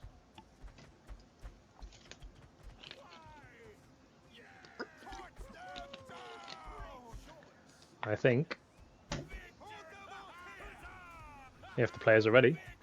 And yes, this is a final, so this will be a 1st to 7, not a 1st to 5. So we can enjoy even more excellent dueling between these two. And we're off. Heavy Mason Messer. No big surprise there. Again, the question is, can Pablo deal with Duma's pressure? Few jabs in there. Pablo reading the cancel to jab really well and jabbing him back, but then doesn't read the Axel. Getting caught in the corner a bit there. And Duma with that combination of jabs and Axels is just so oppressive. You don't have time to think, and well, he just brutalized ruthless. Pablo. That was a ruthless win. Pablo has to be careful not to get caught into those mind games. And Pablo goes for the heavy mace. So it looks like we have a heavy mace matchup. Maybe just feeling he needs a bit more of that stam advantage. Surprised he didn't consider a Vanguard, considering that it actually nullifies a bit of that damage due to the mace being blunt. Oh, a nice good attempt at a spin by Pablo, but Duma replying with an Axel and just catching Pablo out. Standard rally, nothing crazy. Duma's going to wait until he gets a hit. His pattern tends to be, you know, get into this rally, try and get the first hit in, then get into that combination of jabs. Nothing yet. And there it is. Oh, and the jab before he can even respond, and this is a absolutely clinical performance by Duma so far. Pablo's going to have to think of something quickly if he wants to have a shot at winning the final. Dobie saying Duma #1. Maybe. We'll see how we... I kind of agree. Well, there are still some absolutely incredible players who we have not seen compete yet, either in the qualifiers or the finals. So, you know, could he be the #1 player? Could he be one of the best in EU? Absolutely, but you got to prove it before you can say it, in my opinion. Good spin by Pablo there, but not quite catching Duma out. Trader jabs. You see how Duma is forcing Pablo right into that corner, but Pablo did manage to break free. He did escape. I think what Duma's doing, you notice how in general, like, Duma is advancing. He's keeping the distance close, and I think it's because he feels like if they get into a jab wall, into those sort of little mind games, he is a bit better at those, so he's able to win those. So he wants to make sure, and a good feint to jab, attack cancel. Yep, that's the exact pattern we've seen countless times today.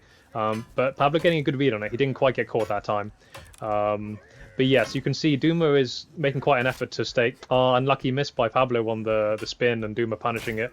But Duma wants to be close, because if he wants to play those jabs, good. That might have even been a side hit there by Duma, kind of walking around Pablo's guard. Good overhead to finish. He wants to close the distance, because the jab has a very short range. So those jab games only work if you're face-hugging the opponent. So he wants to make sure he's in that range, to make sure he has that option available to him. Maybe Pablo needs to be a bit more careful with his spacing, you know, put a bit of gap between them so that he can't get caught by those jabs. Nice attempt at a low kick, but Duma reading it. Pablo trying some jabs of his own. And there's that move, yeah. I think Pablo's starting to get the read on the pattern. I think he sees that when Duma gets one jab, he'll attack, cancel, jab the next one, and he's just realizing he can hold his guard up. Yeah, but then Duma just appears behind you. Oh, what a spin. That was an amazing light spin. That came out so quick. Those heavy mace light spins just whip around. Unbelievable speed, and Pablo caught out there. Pablo's gonna have to think of something quick if he wants to mix it up. Wants to make a comeback, and I see he's gone back to his Mesa. Maybe the weapon he's more comfortable with. So maybe he just wants to, you know, make sure he's in his comfort zone to have a chance. And the heavy mace just wasn't working, so back to his bread and butter. Yeah, he's getting a good read on those jabs now, actually, Pablo. So starting to slowly adapt, but is it enough? He got his first hit in. Yep. That was a good slash, and he actually managed to skip the jab by walking away from the range of Duma, so that was a good move there. Nice overhead 360 there. Pablo's giving it everything he has. He is playing very, very well. Don't get me wrong. Like, he's, you know, obviously we've seen his class already, but so he's... Duma at the moment is on fire.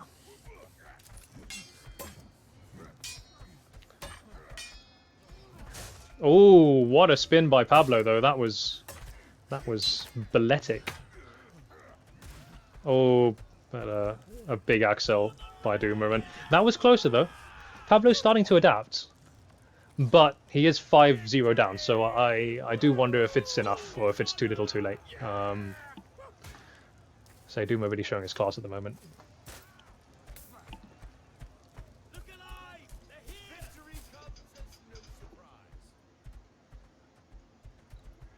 Duma's being an absolute monster tonight. He is. I mean, I had a chat with him this week about his thoughts about Trial by Blood, and he is very confident about his chances. So, you know, it's all but a nice combo.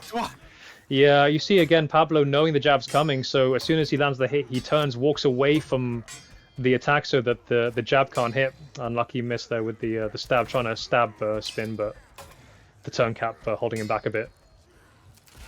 Ooh, and there's a win. Duma going for that jump, I think anticipating that toe drag, but Pablo clearly saw it coming, or the jump wasn't quite timed right because he catches him in the ankles. And good win for Pablo. Very well played.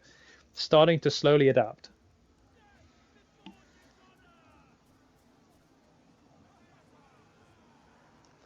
Booger Knight saying Duma finally lost a round. That's a good point. I think that might be the first one he's lost in this draw, which is saying something, isn't it? I mean, we had a similar case last week with Astro, you know, only taking one loss in the entire bracket. You know, some of these players, when they're on form, you know, you think they're unbeatable.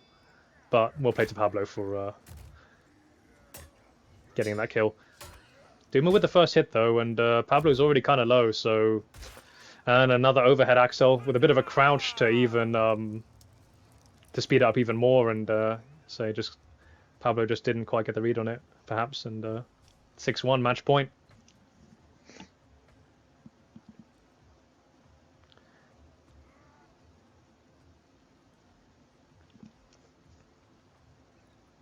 Yes, Duma is really proving himself to be very good in the tournament.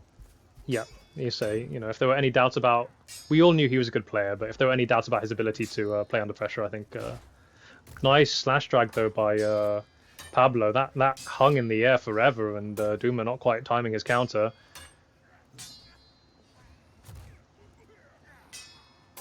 And he went for a spin. He did, got a good read, but... He mixes up everything so well. Yeah, and we can see not just the conventional spin, but right there he did a reversal spin where he actually turned the opposite way and then turned back for a spin in the opposite direction. And, you know, all those different like mix-ups. And, oh, a nice hit in the ankles with that slash. And I believe that is it. I believe that is the final. And congratulations to Duma. He is officially our winner of the second qualifier bracket. So he will be through to the final. And congratulations to both him and also Pablo, Tedo, Trash Can, and who was our last qualifier, Jesuzo, if you could confirm. Oh, that's a good one. That's a good one. Let me see. Last qualifier. Let me see. Cookie. And Magic Trash Can. yeah, Magic Trash Can. Kraz, We have one more. Kraz is And the guy I was Kraz, looking for. yes, Kraz. So congratulations to our 5 qualifiers. They've done really well, shown their class in an incredibly difficult draw to get through, and we will look forward to seeing them all in the finals. Let's see if we can get hold of Duma. Have a quick chat with him before we wrap up. Okay, if I just pull him there and then I pull him there. Hello? Hello, Duma. Casters. Hello, hello, hello. Well done. That was, I've got to say, an absolutely dominant performance. You really. Oh, and yeah. I got moved again. Yeah, man, it went well. I'm a bit sad that it was not a clean 7-0, but he played also good, you know. Look, if I was you, I think I'd be very happy with. Well, personally, I'd be happy yeah, but with, it was with like a win. one frame after my counter, he hit me with the jump. I got a bit mad after that, but it's good. It's good. He played well. He deserves it. The one kill.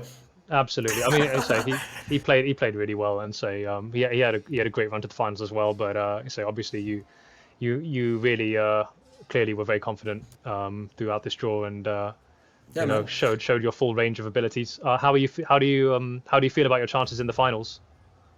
Yeah, good. I feel really confident. I'm just sad that one of my guys can't go to the finals, Bobox.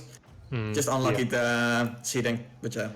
Yeah, exactly. Bobox played really well as well, and a bit unlucky for him with the some very tough opponents. But I think it's safe to say that your clan KRT came out in force today and played incredibly well. So congratulations to you guys. It was really fun.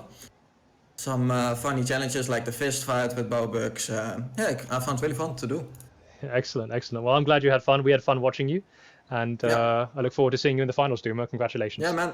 Love you. Yes, Bye-bye. I look forward to you winning the final. Love you also, Jesuso. More. Oh, Duma. Bye-bye. Take care, Duma. Well, I think that concludes the second bracket of Qualifier 2 Trial by Blood. So congratulations to all our competitors for playing so well. And congratulations to our qualifiers, and we look forward to seeing them in the final. We have one more qualifier to go, and I believe that the entries are now open for qualifier 3. So if you want to take part, if you like what you saw and think you have a chance of showing the best that Chivalry 2 has to offer, I fully encourage everyone to sign up for qualifier 3, and we look forward to seeing you there. I don't know if Bubble wants to have a quick chat before we finish up today. Yeah, I'm just going to put the registration link in the chat, and I'll also put the donation link in the chat. Sorry, it's been a hectic one, this one. There's No lots worries. of players. Yeah, of course. Yeah, so check out those links in chat, guys. Yeah, that would be excellent.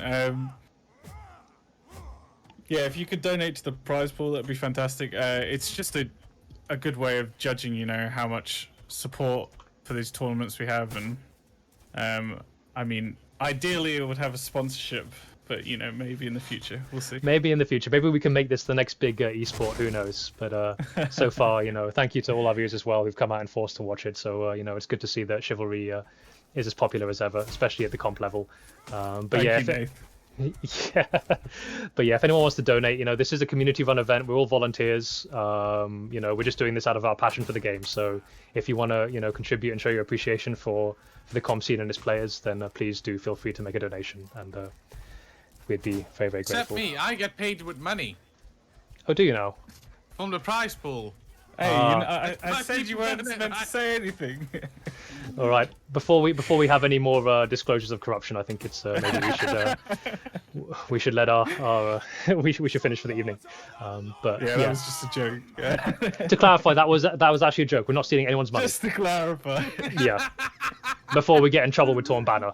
But yes. Thank you all for coming, and thank you, Bubble, for organising. And we look forward to seeing you next week for the final qualifier. Yeah, great stuff. Great stuff. Yeah. Let's do our quick little outro. Yeah, well, quick little outro. I wanted to go on for 30 minutes. Nice playlist with music. Maybe some Celine Dion. We'll leave this for a little bit. We'll let them enjoy Jesusa's beautiful artwork, and then